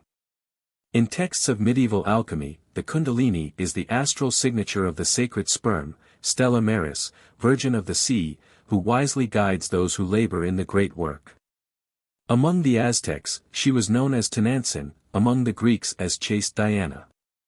In Egypt she was Isis, the Divine Mother, whose veil no mortal has lifted. There is no doubt at all that esoteric Christianity has never forsaken the worship of the Divine Mother Kundalini. Obviously she is Mara, or better said, Ramayo, Mary. What Orthodox religions did not specify, at least with regard to the exoteric or public circle, is the aspect of Isis in her individual human form. Clearly, it was taught only in secret to the initiates that this Divine Mother exists individually within each human being. It cannot be emphasized enough that Mother God, Rhea, Cybele, Adonia, or whatever we wish to call her, is a variant of our own individual being in the here and now. Stated explicitly, each of us has our own particular, individual Divine Mother. There are as many mothers in heaven as there are beings who live on the face of the earth. The Kundalini, an aspect of Brahma, is the mysterious energy that makes the world exist. In her psychological aspect manifested in the hidden anatomy of human beings, the Kundalini is found coiled up 3.5 times within a certain magnetic center situated in the coccygeal bone. There, resting numbly like any other snake, lies the Divine Princess. In the center of that chakra, or abode, there is a female triangle, or yoni, wherein a male lingam is established. In this atomic or magical lingam, which represents the creative sexual power of Brahma, the sublime serpent Kundalini is coiled up. The igneous queen, in her serpent form, awakens with the secretum secretorum of a certain alchemical craft that I have clearly taught in my book entitled The Mystery of the Golden Blossom. Unquestionably, when this divine force awakens, it ascends victoriously up through the spinal medullar canal to develop powers of deification. The sacred serpent, in its transcendental, divine, subliminal aspect, transcends the merely physiological and anatomical. In its ethnic state, it is, as I have already said, our own being, though derived. It is not my purpose in this treatise to teach the techniques with which to awaken the sacred serpent. I only wish to place certain emphasis on the harsh reality of the ego and the pressing inner need relating to the dissolution of its diverse inhuman elements. The mind by itself cannot radically alter any psychological defect. The mind can put a label on any defect, transfer it from one level to another, conceal it from ourselves or others, excuse it, etc., but never absolutely eliminate it. Comprehension is a fundamental part, but it is not everything. Elimination is necessary. An observed defect must be analyzed and understood completely before proceeding to eliminate it. We need a power superior to the mind, a power capable of atomically disintegrating any eye defect which we have previously discovered and judged in depth. Fortunately, such a power lies profoundly latent, beyond the body, the affections, and the mind, although, as explained in previous paragraphs of this chapter, it has its actual exponents in the central bone of the coccyx. After having fully understood any eye defect, we must submerge ourselves in profound meditation, imploring, praying, and asking our particular, individual Divine Mother to disintegrate the previously understood defect. This is the precise technique required for the elimination of those undesirable elements that we carry within. The Divine Mother Kundalini has the power to reduce any subjective and inhuman psychic aggregate to ashes. Without this technique, without this procedure, all efforts to dissolve the ego are fruitless, pointless, and absurd. Chapter 16. Intellectual Norms. In the course of everyday life, each person has his own criterion, a more or less stale way of thinking by not being open to new things. This is irrefutable, indisputable, and incontrovertible. The mind of the intellectual humanoid is degenerate, deteriorated, and in an obvious state of devolution. Indeed, the intellectual capacity for understanding of today's humanity is similar to that of an old, inert and absurd mechanical structure, itself incapable of any authentic flexible phenomena. There is a lack of pliability in the mind. It is entrapped within various rigid and extemporaneous norms. Everyone has their own rigid, fixed norms and criteria within which they incessantly act and react. Most tragic of all in this matter is that millions of criteria equal millions of absurd and putrefying norms. In any case, people never perceive themselves as mistaken. Each mind is a world of its own, and there is no doubt that within so many mental labyrinths are found extensive deceitful sophisms and unbearable stupidity. However, the narrow norm of the masses leaves no room for the slightest suspicion of the intellectual imprisonment in which it is found. These modern people are pea-brains who think the best of themselves, brag that they are liberals, super-geniuses, believe themselves to have a broad-minded approach. Learned ignoramuses are the most stubborn ones. In reality, speaking Socratically this time, we would say, not only do they not know, but moreover they are unaware that they do not know. The villains of the intellect cling to those antiquated standards of the past which are violently processed by virtue of their own imprisonment, and they emphatically refuse to accept anything which does not fit into their own cast-iron standards. Learned know-it-all ignoramuses think that anything which, for one reason or another, departs from the rigid path of their rusty procedures is totally absurd. This is how these wretched people with their very difficult approach deceive themselves miserably. Boasting of genius, the pseudo-sapient of this era look down in disdain at those who have the courage to withdraw from their decaying time-worn standards. Worst of all is that they do not even remotely suspect the harsh reality of their own crude awkwardness. The intellectual wretchedness of those rancid minds is such that they even have the arrogance to demand demonstrations of that which is real, of that which is not of the mind. People of stunted and intolerant intelligence refuse to understand that the experience of what is real comes only with the absence of the ego.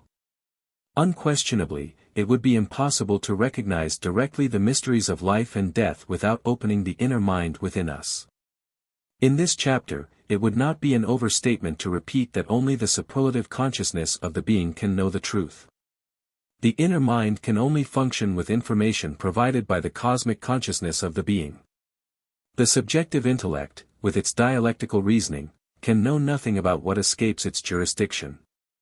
We already know that the concepts contained within dialectical reasoning are produced with information provided by the senses of external perception. Those found to be imprisoned within their intellectual procedures and set standards will always offer resistance to these revolutionary ideas. Only by the radical and definitive dissolution of the ego is it possible to awaken the consciousness and actually open the inner mind.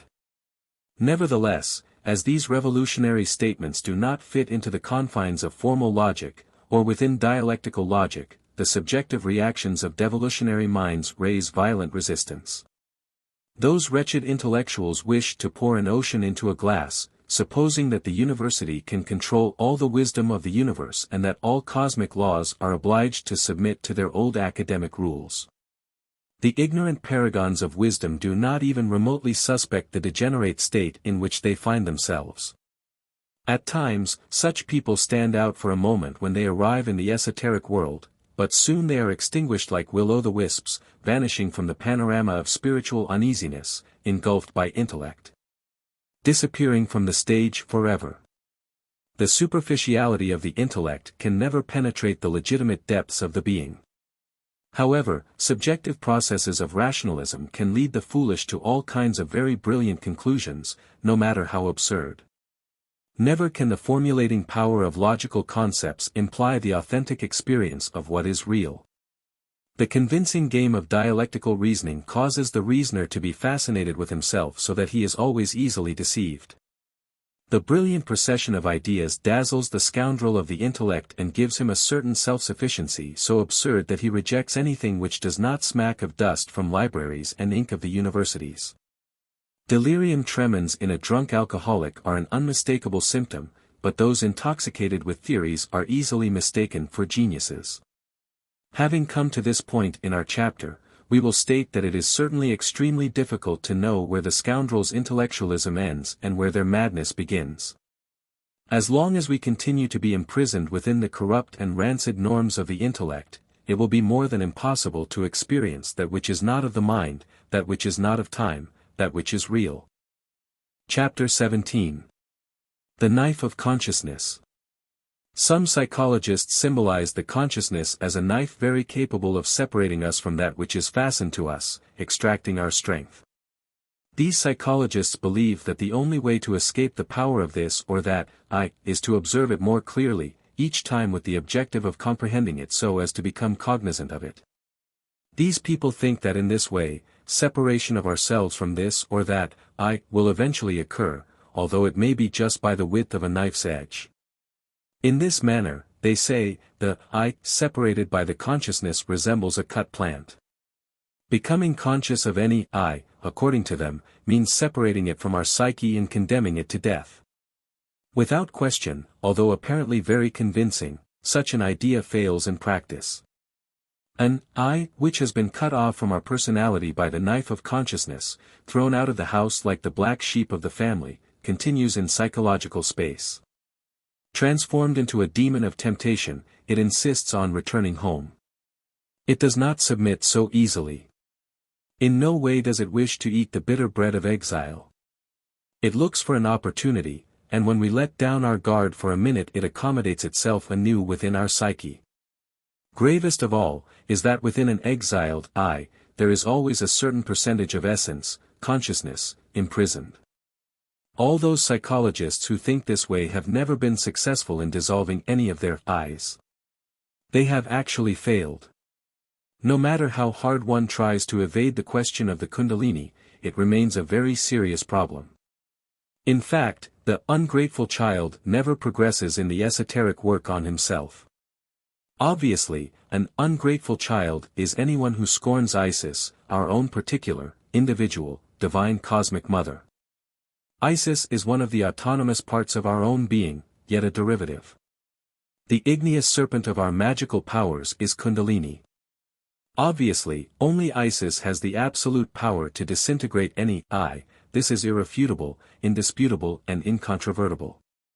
Kundalini is a compound word, Kunda reminds us of the abominable, Kundaba for organ, and Lini is an Atlantean term meaning termination. Kundalini means the termination of the abominable Kundaba for organ. In this case, it is imperative not to confuse Kundalini with Kundabuffer. As we already stated in a previous chapter, the igneous serpent of our magical powers is found coiled up 3.5 times inside of a certain magnetic center located in the coccygeal bone at the base of the spinal column. When the serpent rises, it is Kundalini, when it descends, it is the abominable Kundabuffer organ. Through white tantra the serpent ascends victoriously along the spinal canal awakening the powers of deification. Through black tantra the serpent hurtles downward from the coccyx toward the atomic infernos of the human being. This is how many are transformed into terribly perverse demons. Those who make the mistake of attributing all the sinister, negative characteristics of the descending serpent to the ascending serpent, definitely fail in the work upon themselves. The evil consequences of the abominable Kundabuffer organ can only be annihilated with the Kundalini. It would not be an overstatement to say that such evil consequences are crystallized in the pluralized ego of revolutionary psychology. The hypnotic power of the descending serpent has submerged humanity in unconsciousness. By contrast, only the ascending serpent can awaken us. This truth is an axiom of Hermetic wisdom. Now we better understand the deep significance of the sacred word Kundalini. Conscious will is always represented as a sacred woman, Mary, Isis, who crushes the head of the descending serpent. Frankly speaking, in plain language, the dual flow of light, the living and astral fire of the earth has been represented in ancient mysteries as a serpent with a bull, billy goat, or dog's head. It is the double serpent of the caduceus of Mercury and the tempting serpent of Eden. But it is also, without the slightest doubt, the bronze serpent of Moses entwined in the Tao, that is to say, the generating lingam. It is the male goat of the Sabbath and the Baphomet of Gnostic Templars, the Hyle of universal Gnosticism, the double tail of the serpent that forms the feet of the solar cockerel of Abraxas. The black lingam inserted in the metallic yoni, symbols of the god Shiva, of Hindustani divinity, is the secret key to awaken and develop the ascendant serpent or kundalini. This is under the lifelong condition of never spilling the vessel of Hermes Trismegistus, the thrice great god, ibis of Thoth. We have spoken between the lines for those who know how to understand. Whosoever has understanding, let them understand, for herein lies wisdom. Black Tantra practitioners are different. They awaken and develop the abominable kundabuffer organ, serpent of temptation from Eden, when they commit the unpardonable crime of spilling the sacred wine during their rites. Chapter 18. The Psychological Country. Unquestionably, just as there is an external country within which we live, there is also a psychological country within us. People are never ignorant of the city or region within which they live. Unfortunately, the psychological place in which they are, is unknown to them. At a particular point in time, anyone would know what neighborhood or community they are in. But psychologically speaking, it does not happen that way.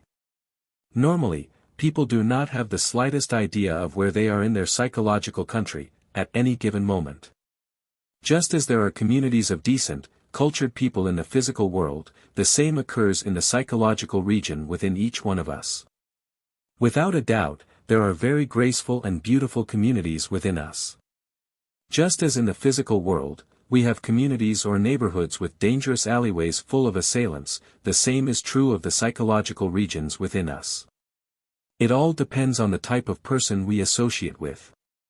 If we have drunkards as friends, we will head for the pub, and if they are ultimately daredevils, undoubtedly our destiny will be the brothel. Within our psychological country, each one of us has our own companions, our eyes, that will lead us where they need to, in keeping with their psychological characteristics.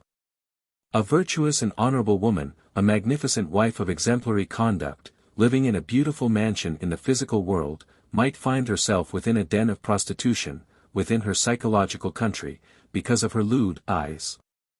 An honorable man of irreproachable honesty, a splendid citizen, could find himself in a den of thieves, within his psychological land, because of his vile companions, thieving eyes deeply submerged within the subconsciousness. An anchorite and penitent, possibly a monk living austerely within his cell in a monastery, could find himself psychologically situated within a colony of murderers, gangsters, attackers and drug addicts. This is due precisely to the infraconscious or unconscious selves, profoundly submerged within the most complex labyrinths of his psyche. There is a reason behind the saying, there is much virtue in the wicked and much wickedness in the virtuous. Many canonized saints still live within psychological brothels or dens of thievery. That which we are affirming so emphatically may shock the sanctimonious, the pious, the learned ignoramuses and know-it-alls, but never the true psychologists. Although it may seem incredible, in the incense of prayer, transgression is also hidden, in the cadences of verse, misconduct is also concealed. And beneath the sacred dome of the most holy sanctuary, crime drapes itself in the robes of sanctity and the sublime word. Within the profound depths of the most venerable saints live eyes of brothels, of theft, of homicide, etc. They are the inhuman companions hidden in the bottomless depths of the subconsciousness. Many have suffered for this reason, many saints throughout history. Let us remember the temptations of Saint Anthony and all the abominations against which our brother Francis of Assisi had to fight. Nevertheless, not everything was revealed by those saints, and the majority of anchorites kept quiet in this regard. It astonishes one to think that some of the most penitent and holy anchorites live in psychological communities of prostitution and thievery. Still, they are saints, and if they have not yet discovered these frightening things within their psyches, when they do, they will quickly use chilichas upon their flesh, and quite possibly will flail themselves. They will pray to their divine mother Kundalini to eliminate from their psyches these evil companions found in the dark caverns of their own psychological country. Much has been said by the different religions about life after death and the great beyond. Wretched people, they should not rack their brains any more about what lies on the other side beyond the grave. Without question, after death each of us continues living in our usual psychological community. The robber will continue in the den of thieves, the lustful in the brothel will continue like a phantom of ill omen. Irritable, furious people will continue living in the dangerous alleyways of vice and anger where daggers gleam and gunshots ring out. The essence in itself is very beautiful. It came from above, from the stars. Lamentably, it is smothered deep within all these eyes we carry inside. By contrast, the essence can retrace its steps, return to the point of origin, go back to the stars, but first it must liberate itself from its evil companions, who have trapped it within the slums of perdition. When those distinguished Christified masters, Francis of Assisi and Anthony of Padua, discovered within themselves the eyes of perdition, they suffered terribly. There is no doubt that by means of conscious work and voluntary suffering, they succeeded in reducing to cosmic dust the assembly of inhuman elements that lived within them. Without a question, those saints became Christified and returned to the point of origin after much suffering. First of all, it is necessary, urgent and imperative that the magnetic center, which is abnormally established in our false personality, be transferred to the essence. In this way, the complete human can initiate his journey from the personality up to the stars, ascending in a progressive, didactic way, step by step up the mountain of the being. As long as the magnetic center continues to be established within our illusory personality, we will live in the most abominable psychological dens of iniquity, although appearing to be splendid citizens in everyday life. Each of us is characterized by a magnetic center. The magnetic center of a merchant is in trade, and for this reason they are involved in the marketplace and attract those with whom they have an affinity, buyers and traders. Scientists have in their personality the magnetic center of science, consequently attracting all scientific things, books, laboratories, etc. The esotericist has the magnetic center of esotericism within. This type of center evolves differently in relation to the personality. Undoubtedly, for this reason transference occurs. When the magnetic center is established in the consciousness, that is, in the essence, then the complete human begins his return to the stars. Chapter 19. Drugs. The human being's psychological split allows us to demonstrate the harsh reality of a superior level within each of us. When we have been able to verify, for ourselves, the concrete fact of two people within us, an inferior one on the ordinary, common, everyday level and a superior one at a higher octave, then everything changes. In this case, we endeavor in life to act in accordance with the fundamental principles which we carry in the depths of our being. Just as there is an external life, there is also an internal life. The external human being is not all there is. The psychological split teaches us the reality of the inner human being. The external human being has his own way of being. He is a thing of many activities and typical reactions in life, a puppet operated by invisible strings. The interior human being is the genuine being. His conduct is processed by other, very different laws, and he can never be transformed into a puppet. The external human being does not do a stitch without a thimble, he feels poorly compensated. He feels sorry for himself, he is overly concerned with himself. If a soldier, he aspires to being a general; if a factory worker, he objects when not promoted, he wants due recognition for his merits, etc. No one can reach the second birth, be reborn again as it's stated in the Gospel of the Lord, as long as they continue living with the psychology of the inferior, common, everyday humanoid.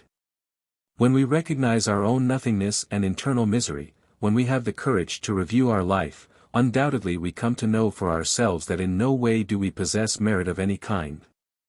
Blessed are the poor in spirit, for theirs is the kingdom of heaven. The poor in spirit, or indigent of spirit, are actually those who recognize their own nothingness, shame and inner misery. This kind of being unquestionably receives enlightenment. It is easier for a camel to pass through the eye of a needle than for a rich man to enter the kingdom of heaven. It is obvious that the mind enriched by so many merits, insignia and medals, distinguished social virtues and complicated academic theories is not poor in spirit, and thus could never enter the kingdom of heaven. In order to enter the kingdom, the treasure of faith is essential. As long as the psychological split has not been produced within each of us, faith is more than impossible. Faith is pure knowledge, direct experiential wisdom. Faith has always been confused with vain beliefs. Gnostics must never make such a serious mistake. Faith is direct experience of the real, the magnificent vivification of the inner human being, authentic divine cognition. The inner human being, by knowing his own internal world through direct mystical experience, will obviously also know the internal worlds of all the people who populate the face of the earth. No one can perceive the internal worlds of the planet Earth, the solar system and the galaxy in which we live if we have not previously come to know our own internal worlds. This is similar to a person who commits suicide, who escapes from life through a false door. The extra-perceptions of a drug addict have their own roots in the abominable kundabuffer organ, the tempting serpent of Eden. The consciousness imprisoned within the multiple elements that constitute the ego is limited in its processes by virtue of its own imprisonment. Egoistic consciousness comes in a comatose state with hypnotic hallucinations very similar to those of someone under the influence of any drug.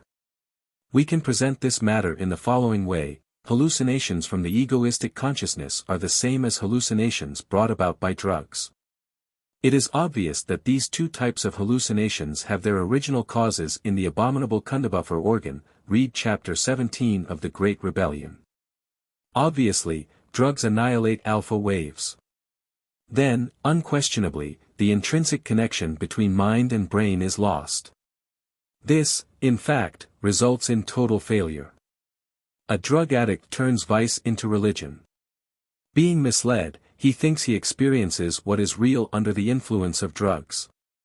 Unaware that the extra-perceptions produced by marijuana, LSD, morphine, hallucinogenic mushrooms, cocaine, heroin, hashish, tranquilizers in excess, amphetamine, barbiturates, etc., etc., are merely hallucinations produced by the abominable kundabuffer organ. Drug addicts devolve and degenerate in time. In the end they are submerged permanently within the infernal worlds. Chapter 20. Inquietudes. There is no doubt that there is a big difference between thinking and feeling. This is indisputable. Among people there is great indifference. This is the coldness of that which has no importance, of that which is superficial. The masses believe things of no importance to be important. They suppose that the latest fashion, the newest model car or the question of basic salary is the only serious matter. They call serious the daily newspaper, a love affair, a sedentary life, a glass of alcohol, horse racing, bull fighting, car racing, gossip, slander, etc. Obviously, when the modern human beings hear anything about esotericism, they respond with terrible coldness, or they simply sneer, shrug their shoulders and indifferently turn away. This is because it is not in their plans, it is not of interest within their social circles, nor is it sexually titillating enough. This psychological apathy, this frightening coldness is based on two things: first, the most tremendous ignorance. Second, the absolute absence of spiritual inquietudes. A contact, an electric shock is needed. No one gave this to them at the store, nor was it found in what they believed to be serious, least of all, in the pleasures of bed. If someone were capable of giving an electric shock to an indifferent imbecile or a superficial woman, a spark in the heart, some peculiar reminiscence, an inexplicable something that is all too personal, then perhaps everything would be different. However, something displaces that secret voice, that initial hunch, that intimate yearning. This possibly could be a stupid triviality, a beautiful hat in some shop window, a delicious dessert at a restaurant, an encounter with a friend which later holds no importance for us, etc. Trivialities and nonsense, while having no particular transcendence, still have the power at any given moment to extinguish that first spiritual disquietude, that intimate longing, that insignificant spark of light. That hunch which unsettles us for a moment without our knowing why.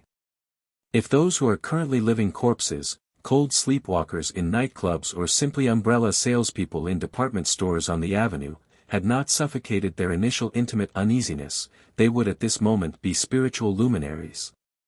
Adepts of the light, real humans in every sense of the word.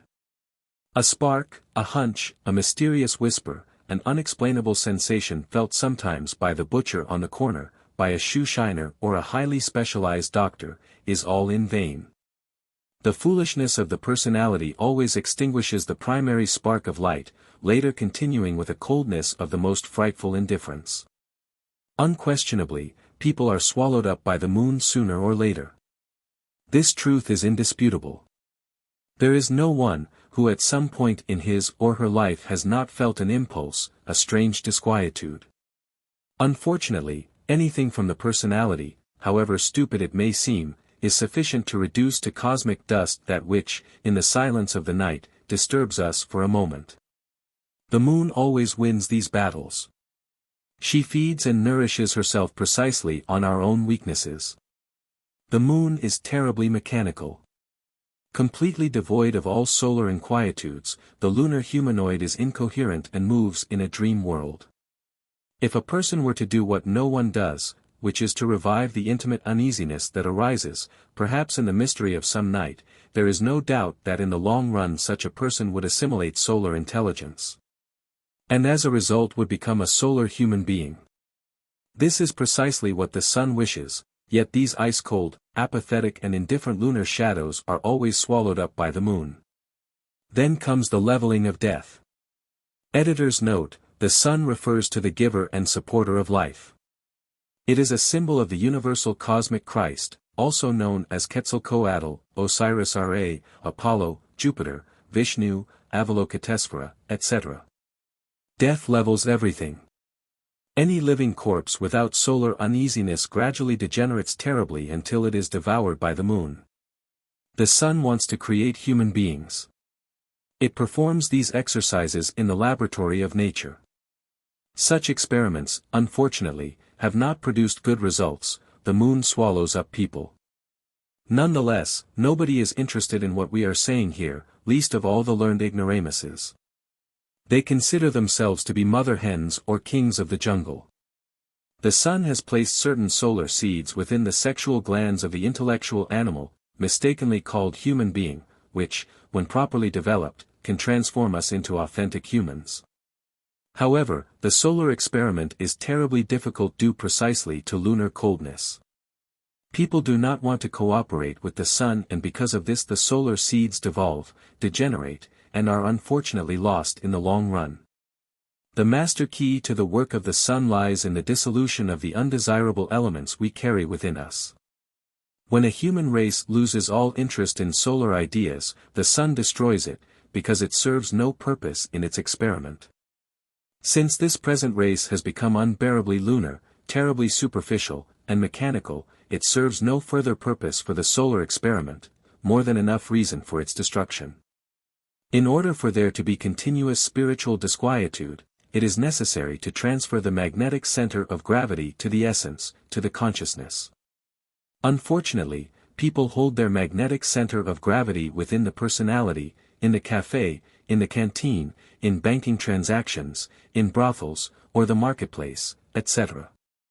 Obviously, all these belong to the personality, and the corresponding magnetic center attracts these things. This is incontrovertible, and anyone with any common sense can verify it directly for him or herself. Regrettably, reading all of this, the scoundrels of intellect, accustomed as they are to constant argument or to remain silent with intolerable pride, prefer to throw away this book with scorn and read the newspaper. A few sips of good coffee and the daily paper are splendid nourishment for rational mammals. Nevertheless, they feel that they are very serious. Undoubtedly, their own pseudo-knowledge has deluded them, and the solar matters written about in this insolent book offend them greatly. There is no doubt that the bohemian eyes of the homunculi of reasoning will not dare to continue with the study of this book. Chapter 21. Meditation. In life, the only thing of importance is a radical, total and definitive change. The rest, frankly, is of no importance at all. Meditation is fundamental when we sincerely yearn for such a change. In no way do we want a type of meditation that is insignificant, superficial, and vain. We must become serious and abandon the nonsense that abounds in cheap pseudo-esotericism and pseudo-occultism. We must know how to take things seriously, how to change, if what we really and truly want is to not fail in the esoteric work. Those who do not know how to meditate, the superficial, the ignorant, will never be able to dissolve the ego. They will always be impotent driftwood in the tumultuous sea of life. Defects discovered in the field of everyday life must be understood profoundly through the technique of meditation. The didactic material for meditation is found precisely in the different events and daily circumstances of everyday life. This is indisputable. People always complain about unpleasant events. They never know how to see the usefulness of such events. Instead of protesting against disagreeable circumstances, we must extract useful elements from them for our spiritual growth through meditation. In-depth meditation on this or that pleasant or unpleasant circumstance allows us to savor the event and its outcome within ourselves. It is essential to make a clear distinction between what it is to savor the work and what it is savor life. In any case, to savor the work within ourselves requires a total inversion of the attitude with which we normally take on the circumstances of existence. No one could savor the work while making the mistake of identifying with various events. Certainly, identification impedes the proper psychological appreciation of events. When someone becomes identified with this or that event, he will never be able to extract from those events the elements useful for self-discovery and inner growth of the consciousness.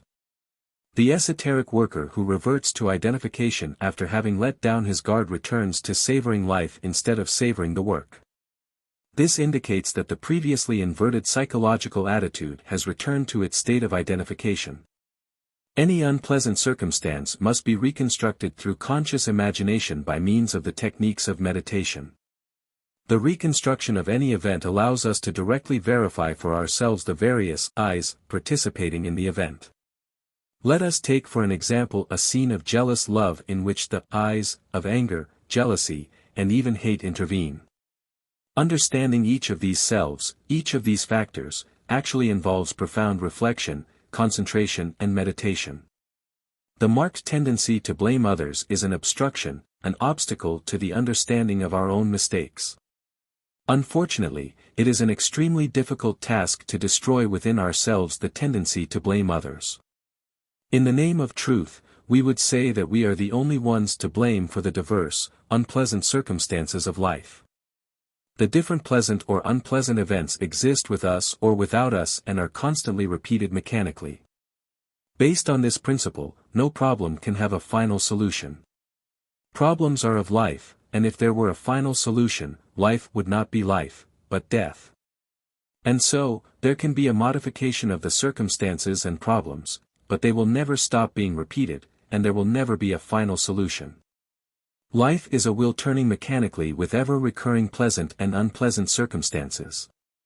We cannot halt the wheel, good and bad circumstances always proceed mechanically, we can only change our attitude towards life's events.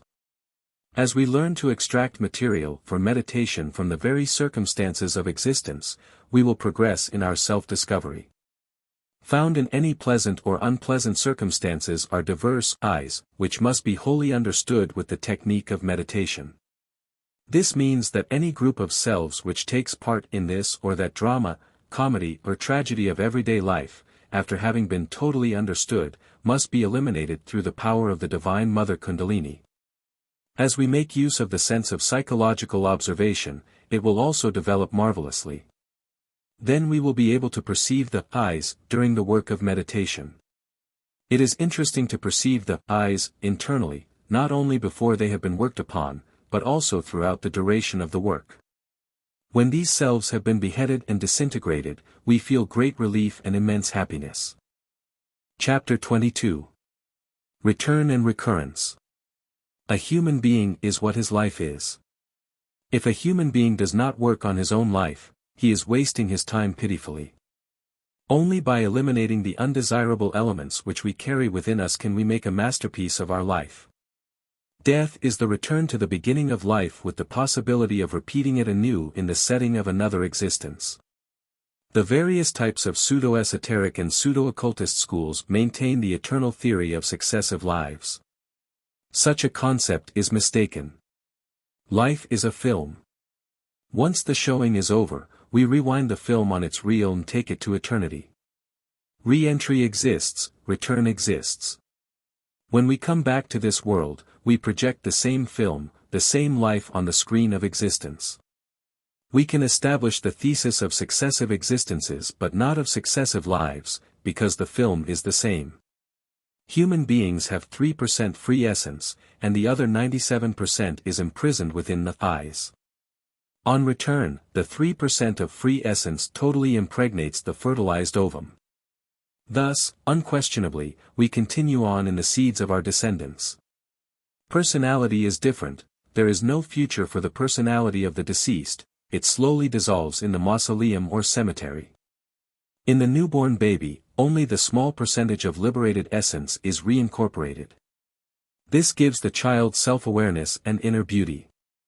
The diverse selves, having returned, revolve around the newborn child, freely coming and going everywhere. They would like to enter the organic machine, however, this is not possible until a new personality has been created.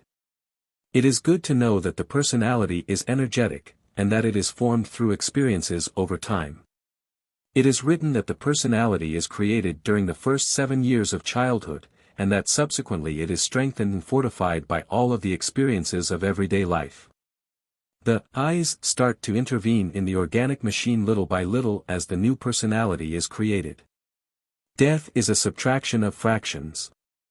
Once the mathematical operation is terminated, the only things which continue are values, in other words, eyes, which are good or bad, useful or useless, positive or negative.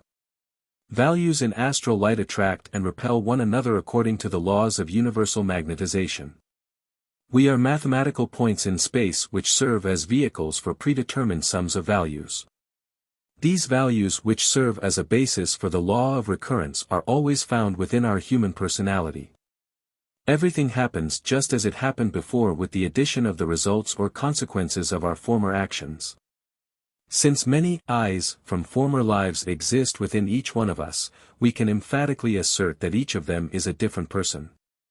This leads us to understand that within each of us lives a myriad of people, each with distinct commitments.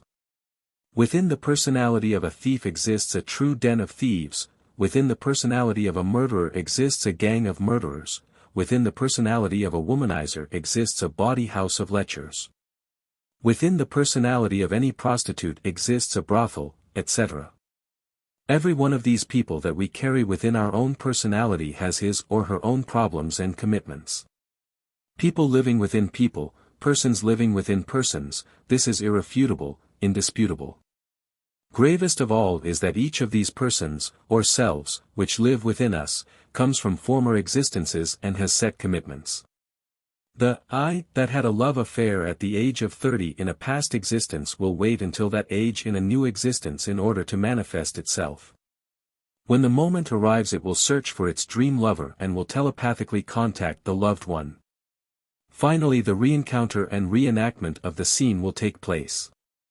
The I that at the age of 40 was involved in litigation over property will wait in a new existence until that age in order to repeat the same course of action. The I that at the age of 25 fought another man in a bar or pub will wait until that age in the new existence in order to seek out his adversary and repeat the tragedy.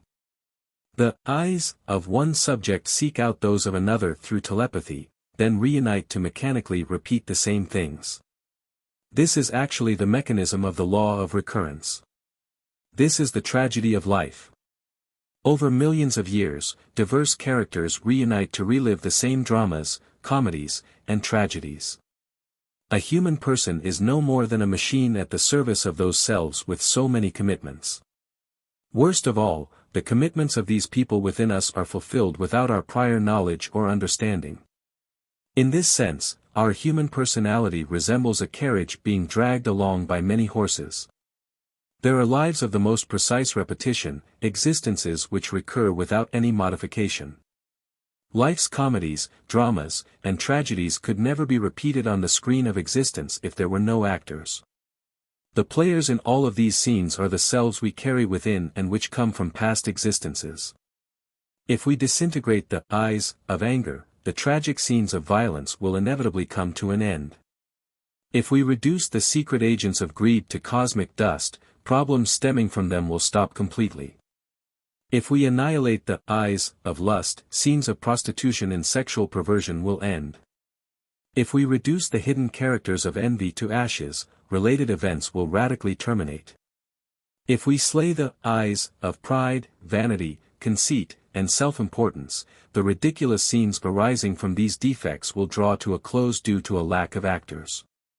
If we eliminate the factors of laziness, inertia, and negligence from our psyche, the horrifying scenes brought about by these types of defects will not be able to be repeated due to an absence of actors. Feasting, drunkenness, etc. will come to an end for want of participants, if we pulverize the disgusting eyes of voraciousness and gluttony. Since these multiple selves are unfortunately processed at different levels of the being, it becomes necessary to recognize their causes, their origins, and the Christic procedures which will finally lead us to the death of the me, myself, and to ultimate liberation. The study of the intimate Christ, the study of Christic esotericism, is fundamental when we attempt to provoke a radical and definitive change within ourselves. This is what we will study in the following chapters. Chapter 23. The Intimate Christ. Christ is the fire of the fire, the flame of the flame, the astral signature of fire. Upon the cross of the martyr of Calvary, the mystery of Christ is defined in one word, consisting of 4 letters, INRA, ignis, natura, renovator integra, fire renews nature unceasingly. The advent of Christ into the heart of the human being transforms us radically. Christ is the solar logos, the perfect multiple unity. Christ is life which beats throughout the entire universe. Christ is, what always has been, and what shall always be. Much has been said about the cosmic drama. Without a question, this drama is made up of 4 Gospels. We have been told that the cosmic drama was brought to earth by the Elohim. The great Lord of Atlantis acted out that drama in flesh and bone. The great Kabir Jesus also had to play out the same drama publicly in the Holy Land. Even if Christ were to be born 1,000 times in Bethlehem, it would serve no purpose if he were not born within our hearts as well. Although he died and was resurrected on the 3rd day among the dead, this serves no purpose if he does not die and resurrect within our hearts as well. To attempt to discover the nature and essence of fire is to try to discover God, whose real presence has always been revealed secretly as an igneous aspect. The burning bush, Exodus 3 verse 2, and the fire at Sinai immediately after the issuances of the Decalogue, Exodus 19 verse 18, are both manifestations in which God appeared to Moses. St. John describes the Master of the universe, Revelation 4 verses 3 and 5, as one who had the appearance of jasper and sardine stone, the color of a flame, seated on an incandescent and shining throne. For our God is a consuming fire, writes St. Paul in his epistle to the Hebrews 12 verse 29. The intimate Christ, the heavenly fire, must be born within us, and, indeed, he is born when we have advanced sufficiently in the psychological work. From our psychological nature, the intimate Christ must eliminate the very causes of error, the causal eyes. As long as the intimate Christ has not been born within us, the dissolution of the causes of the ego would not be possible. The living and philosophical fire, the intimate Christ, is the fire of the fire, the purest of the pure. Fire envelopes and bathes us totally, it comes to us through the air, through water, and through the earth itself. These are its preservers and its diverse vehicles. The heavenly fire must crystallize within us. It is the intimate Christ, our profound innermost Savior. The intimate Lord must take charge of our psyche, the 5 cylinders of the organic machine, all of our mental, emotional, motor, instinctual, and sexual processes. Chapter 24. The Christic Work. The intimate Christ emerges internally in the work related to the dissolution of the psychological self. Obviously, the innermost Christ only comes at the height of our deliberate efforts and voluntary sufferings. The advent of Christic fire is the most important event of our own life. The intimate Christ then takes charge of all our mental, emotional, motor, instinctual, and sexual processes. He is perfect, however, when he incarnates within us, he would appear to be imperfect. Being chaste, he would seem not to be chaste. Being just, it would appear as though he were not just. This is similar to the different wavelengths of light. If we wear blue spectacles, everything appears blue, and if we wear red we see everything as that color. Although he is white light, seen from the outside, each one of us will view him through the psychological glass through which we are looking. For this reason, people looking at him do not see him. Upon taking over all of our psychological processes, the Lord of Perfection suffers indescribably. Transformed into a human among humans, he undergoes many trials and endures unspeakable temptations.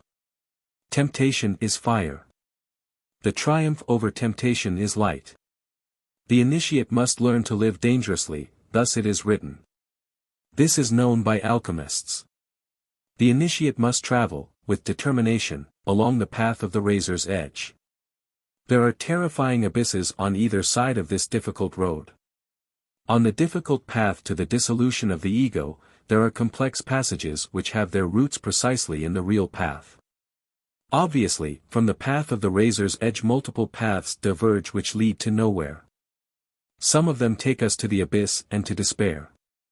There are paths which can transform us into the majesties of this or that zone of the universe. However, they can never return us to the bosom of the eternal universal cosmic Father. There are fascinating paths of a most holy, ineffable appearance. Unfortunately, they can only lead us into the submerged devolution of the infernal worlds. In the work of the dissolution of the I, we need to devote ourselves completely to the innermost Christ. At times, problems appear which are difficult to resolve. Suddenly the path is lost in inexplicable labyrinths and we do not know where it continues. Only absolute obedience to the innermost Christ and the Father who is in secret can, in such instances, wisely guide us. The path of the razor's edge is full of danger, both inside and out. Conventional morals serve no purpose. Morality is a slave to custom, time, and place. What was moral in ages past is now immoral. What was moral in the Middle Ages, in these modern times, can be immoral. That which is considered moral in one country is immoral in another, etc. In the work of the dissolution of the ego, it sometimes happens that when we think we are doing well, we are in fact doing badly. Changes are essential during esoteric progress, but reactionary people remain trapped in the past, petrified in time, and they thunder and flash against us as we achieve deep psychological progress and radical changes. People cannot bear the changes in an initiate. They want him to continue to be petrified in many yesterdays. Any change achieved by an initiate is immediately classified as immoral. Looking at things from this angle, in the light of the Christic work, we can clearly prove the ineffectiveness of the diverse moral codes which have been written throughout the world. Unquestionably, the Christ, manifested though hidden in the heart of the real human, once he takes charge of our diverse psychological states, is actually labeled as cruel, immoral and perverse because people do not know him. It is paradoxical that although people worship the Christ, they classify him with such appalling labels. Obviously, people who are unconscious and asleep only want an anthropomorphic, historic Christ of statues and unbreakable dogmas in whom they can easily fit all their clumsy, stale moral codes and all their prejudices and conditions. People can never conceive of the intimate Christ in the heart of the human being. The masses only worship the statue of Christ, that is all. When one speaks to the multitudes, when one declares the harsh reality of the revolutionary Christ to them, the Red Christ, the Rebel Christ, one is immediately labeled as the following: blasphemous, heretical, evil, profane, sacrilegious, etc. Thus, the masses are always unconscious, forever asleep. Now we can understand why the crucified Christ on Golgotha exclaimed with all the strength of his soul, "Father, forgive them, for they know not what they do." Christ himself being one, appears as many. This is why it is said that he is the perfect multiple unity. For whosoever knows, the word gives power to. No one has uttered it, no one will utter it, except the one who has the verb incarnated. To incarnate the Christ is vital in the advanced work of the pluralized I. The Lord of perfection works within us as we consciously strive in the work upon ourselves. The work which the intimate Christ must do within our psyche is terrifyingly painful. It is true that our innermost master must live through his way of the cross in the very depths of our own soul. It is written, "Strike with thy rod while thou beg to thy God." It is also written, "Help thyself when thou art in thy greatest need, and God shalt assist thee." To implore the Divine Mother Kundalini is fundamental when we attempt to dissolve undesirable psychic aggregates. However, the intimate Christ, in the utmost depths of the myself, operates wisely in accordance with his own responsibilities which he, himself has taken upon his shoulders. Chapter 25. The Difficult Path. Unquestionably, a dark side exists within us which we neither know nor accept. We must carry the light of consciousness to this sinister side of ourselves. The whole purpose of our Gnostic studies is to make the knowledge of ourselves more conscious. When we have many things within ourselves which we do not know or accept, they complicate our lives dreadfully and, in fact, provoke all sorts of situations which could be avoided through knowledge of ourselves. Worst of all is that we project this unknown and unconscious side of ourselves onto other people, and then we see it in them. For example, we see others as liars, as unfaithful, miserly, etc., in relation to that which we carry within ourselves. On this point, Gnosis says that we live in a very small part of ourselves. This means that our consciousness only extends to a very limited part of ourselves. The idea of the Gnostic esoteric work is to clearly expand our own consciousness. Undoubtedly, as long as we do not have a good relationship with ourselves, we will not have good relationships with others, and the result will be all types of conflict. It is essential to become much more aware of ourselves through direct self-observation. A general Gnostic rule in the Gnostic esoteric work is that when we do have a point of contention with another person, we can be certain that this is the very thing against which we must work on within ourselves. Whatever it is that we criticize so much in others is something which lies on the dark side of ourselves, and which we neither know nor want to recognize. When we are in such a condition, the dark side of ourselves is very large, but when the light of self-observation illuminates this dark side, consciousness increases through self-knowledge. This is the path of the razor's edge, more bitter than gall, many begin, very few reach the end. Just as the moon has a dark side which cannot be seen, an unknown side, the same is true of the psychological moon which we carry within. Obviously, such a psychological moon is formed by the ego, the me, the myself, the I. In this psychological moon we carry inhuman elements which frighten and horrify, and which we would never accept that we have. Such a cruel path is this one of the innermost self-realization of the being. How many precipices! Such difficult steps! What horrible labyrinths! At times the inner path, after many twists and turns, hair-raising ascents and perilous descents, is lost in a desert of sand. One does not know where to continue and not one ray of light illuminates the way.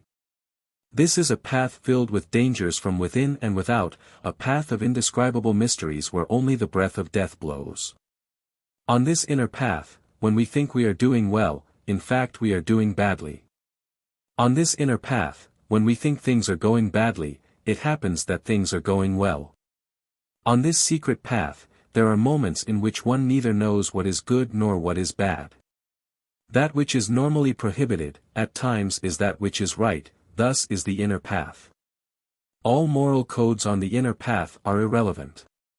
A beautiful maxim or a splendid moral precept could at certain moments become a very serious obstacle for the innermost self-realization of the being. Fortunately, the intimate Christ, from within the very depths of our being, works intensively, suffers, weeps, disintegrating very dangerous elements which we carry within us. Christ is born as a child in the heart of the human being. However, as he eliminates the undesirable elements which we carry within, he grows little by little until he becomes a complete human being. Chapter 26. The three traitors. In the profound inner work, within the sphere of the strictest psychological self-observation, we are to directly experience all of the cosmic drama. The intimate Christ has to eliminate all of the undesirable elements which we carry within. The multiple psychic aggregates within our psychological depths scream for the crucifixion of the innermost Lord. Without a question, each of us carries three traitors within our psyches: Judas, the demon of desire; Pilate, the demon of the mind; and Caiaphas, the demon of evil will. These three traitors crucify the Lord of perfections in the very depths of our soul. This has to do with the three specific types of fundamental inhuman elements in the cosmic drama. Without a doubt, this drama has always been endured secretly in the depths of the supreme consciousness of the being. The cosmic drama is not the exclusive property of the great Kabir Jesus, as is always supposed by learned ignoramuses. Initiates throughout the ages, masters of all times had to undergo the cosmic drama within themselves, in the here and now. However, Jesus the great Kabir had the courage to perform such an intimate drama publicly, in the street, and in broad daylight. He did this in order to bring out into the open the significance of initiation for all human beings, without distinction of race, sex, caste, or color. It is wonderful that we have someone who publicly taught the innermost drama for all the people of the earth. Not being lustful, the intimate Christ has to eliminate from within the psychological elements of lust. Being in himself peace and love, the intimate Christ must eliminate from within the undesirable elements of anger. Not being covetous, the intimate Christ must eliminate from within the undesirable elements of greed.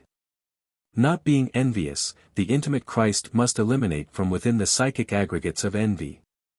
Having perfect humility, infinite modesty, being absolute simplicity, the intimate Christ must eliminate from within the sickening elements of pride, vanity, and conceit. The intimate Christ, the Word, the Logos Creator, living always in constant activity, must eliminate from within us, in himself and by himself, the undesirable elements of inertia, laziness and stagnation. The Lord of perfection, accustomed as he is to fasting, to moderation, never a friend of drunkenness and voraciousness, has to eliminate the abominable elements of gluttony. A strange symbiosis is that of Christ Jesus, the human Christ, that rare mixture of the divine and the human, of the perfect and the imperfect, an ever-constant challenge for the Logos. Most interesting of all is that the hidden Christ is always triumphant. He is someone who constantly vanquishes darkness, is someone who eliminates the darkness from within, in the here and now.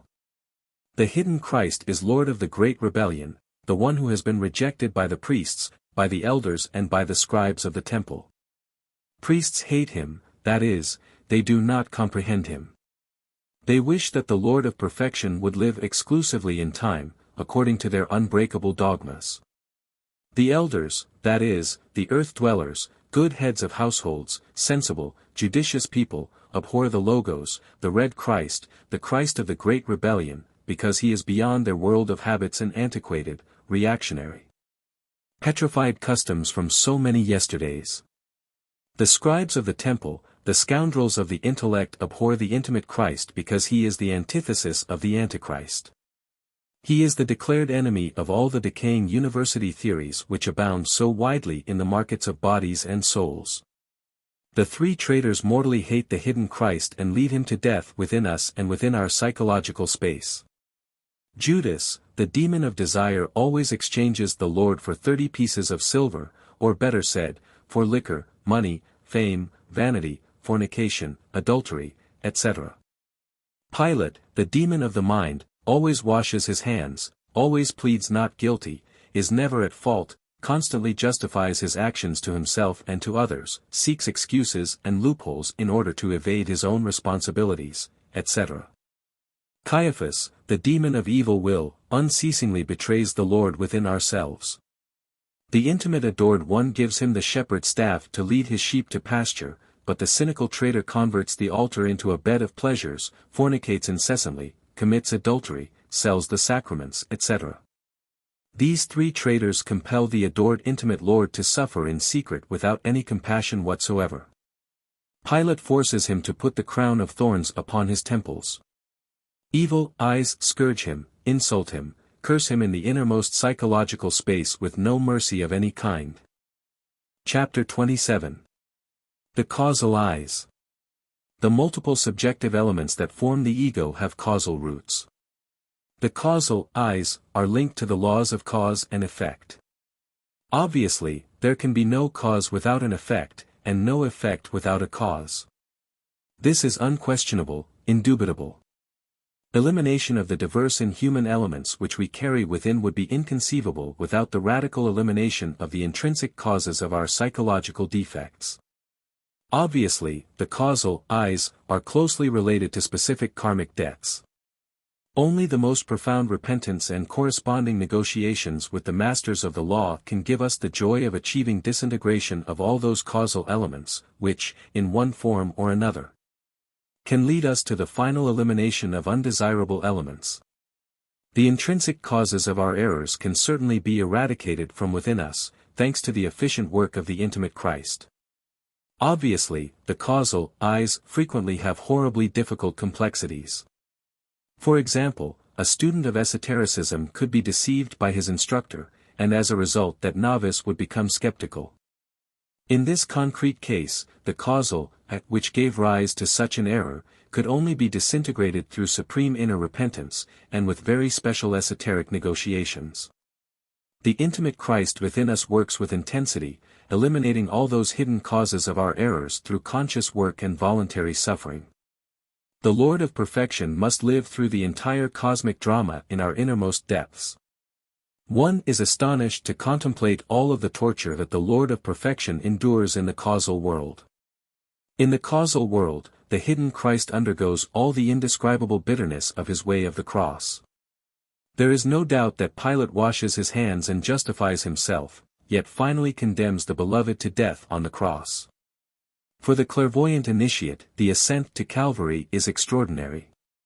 Indubitably, solar consciousness integrated with the innermost Christ, crucified on the majestic cross of Calvary, utters terribly powerful phrases which human beings cannot comprehend.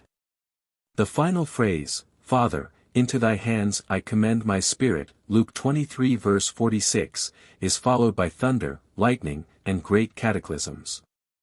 Afterwards, when the nails are removed from his body, the intimate Christ is placed in his holy sepulchre. Thus, through death the intimate Christ slays death. Then, much later in time, the intimate Christ must resurrect within us. Unquestionably, Christ's resurrection radically transforms us. Any resurrected master possesses extraordinary powers over fire, air, water, and earth. Undoubtedly, resurrected masters acquire not only psychological, but also physical immortality. Jesus the Great Kabir still lives with the same physical body that he had in the Holy Land. Count Saint Germain, who transformed lead into gold and made diamonds of the highest quality during the 15th, 16th, 17th, and 18th centuries, etc., still lives today.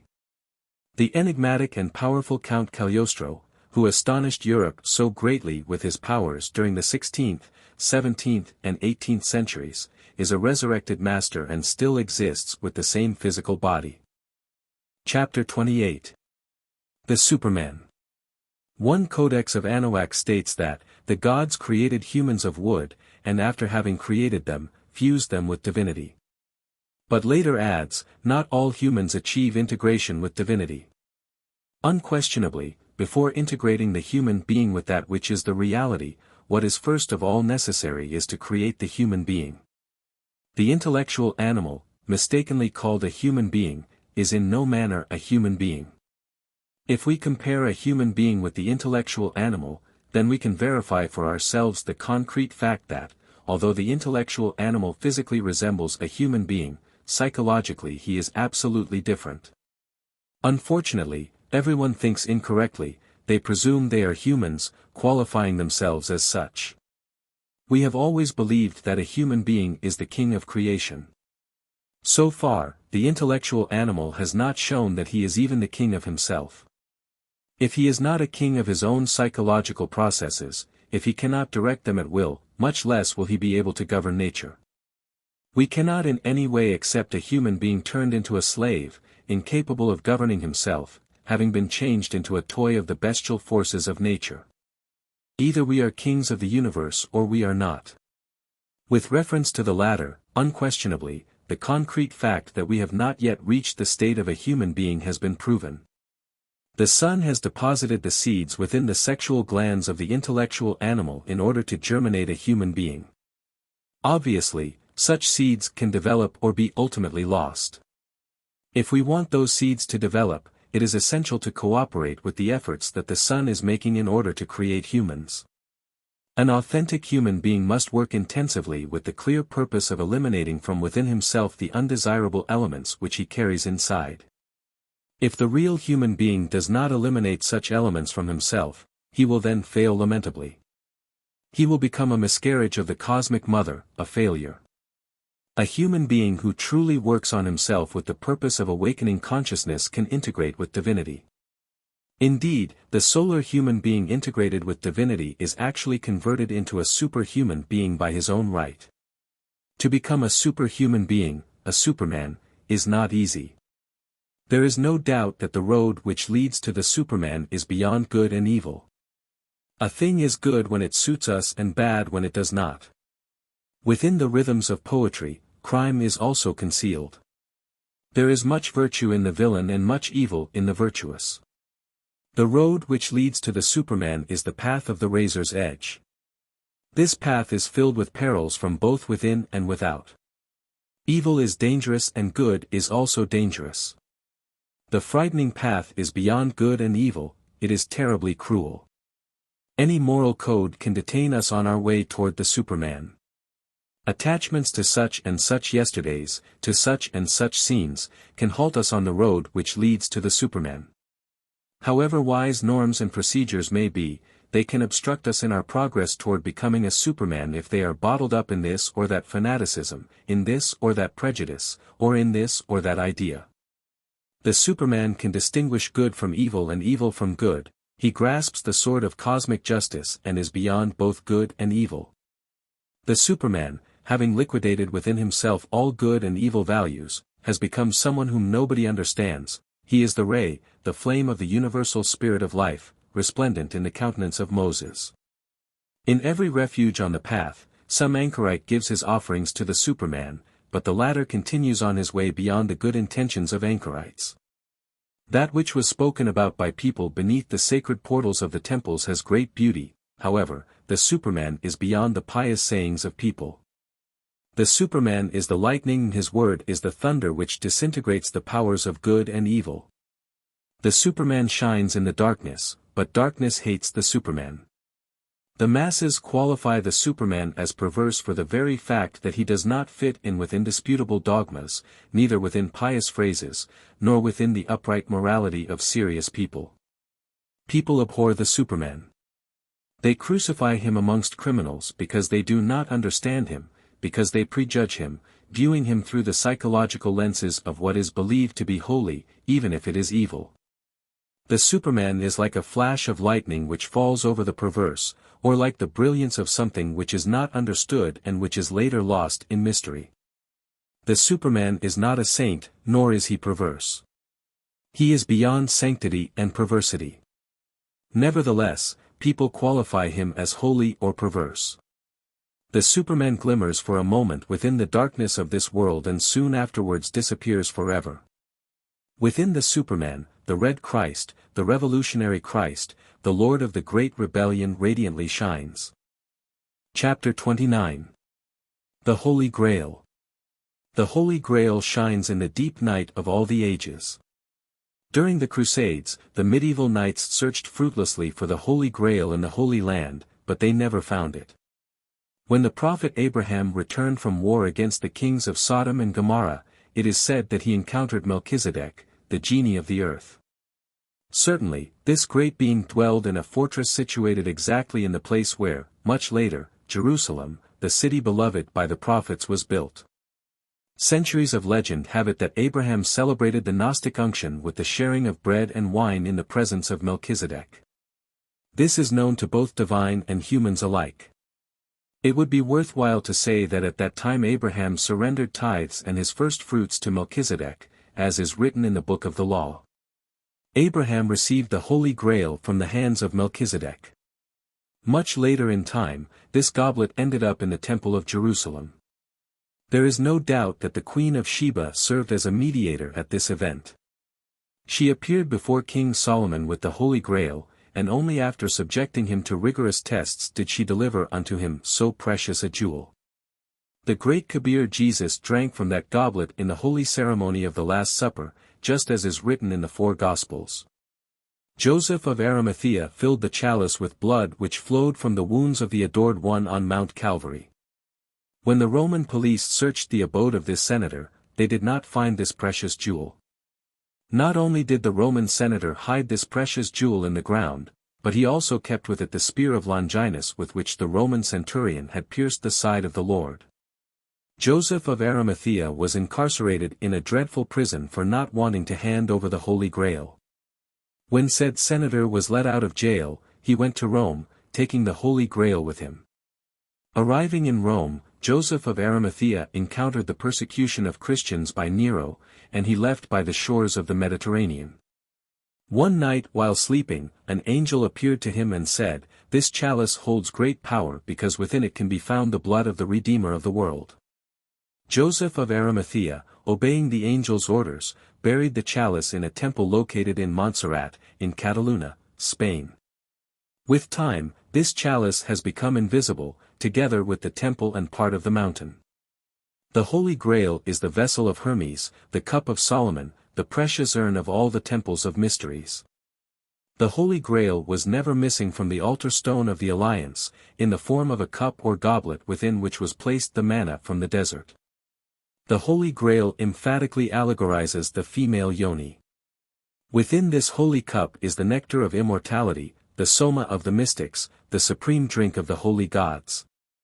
The red Christ drinks from the Holy Grail at the supreme hour of Christification, so it is written in the Gospel of the Lord. Never is the Holy Grail missing from the altar of the temple. Obviously, a priest must drink the wine of light from the sacred cup. It would be absurd to imagine a temple of mysteries within which the blessed cup of all ages is missing. This brings to mind Guinevere, the queen of Jinn knights, who poured wine into the delicious cups of Suphra and Manti for Lancelot. Immortal gods nourish themselves with the drink contained within the sacred cup. Those who hate the blessed cup blaspheme against the Holy Spirit. The Superman must nourish himself with the nectar of immortality, which is contained in the divine chalice of the temple. Transmutation of the creative energy is fundamental when one wishes to drink from the sacred vessel. The red Christ, always revolutionary, always rebellious, always heroic, always triumphant, raises a toast to the gods when drinking from the golden chalice. Raise your cup aloft and take care not to spill even a drop of the precious wine. Remember that our motto is thelema, willpower. From within the depths of the chalice, the symbolic figure of the female sexual organ, flames spring forth which blaze on the glowing face of the real human being. Ineffable gods of all the galaxies always drink of the nectar of immortality in the eternal chalice.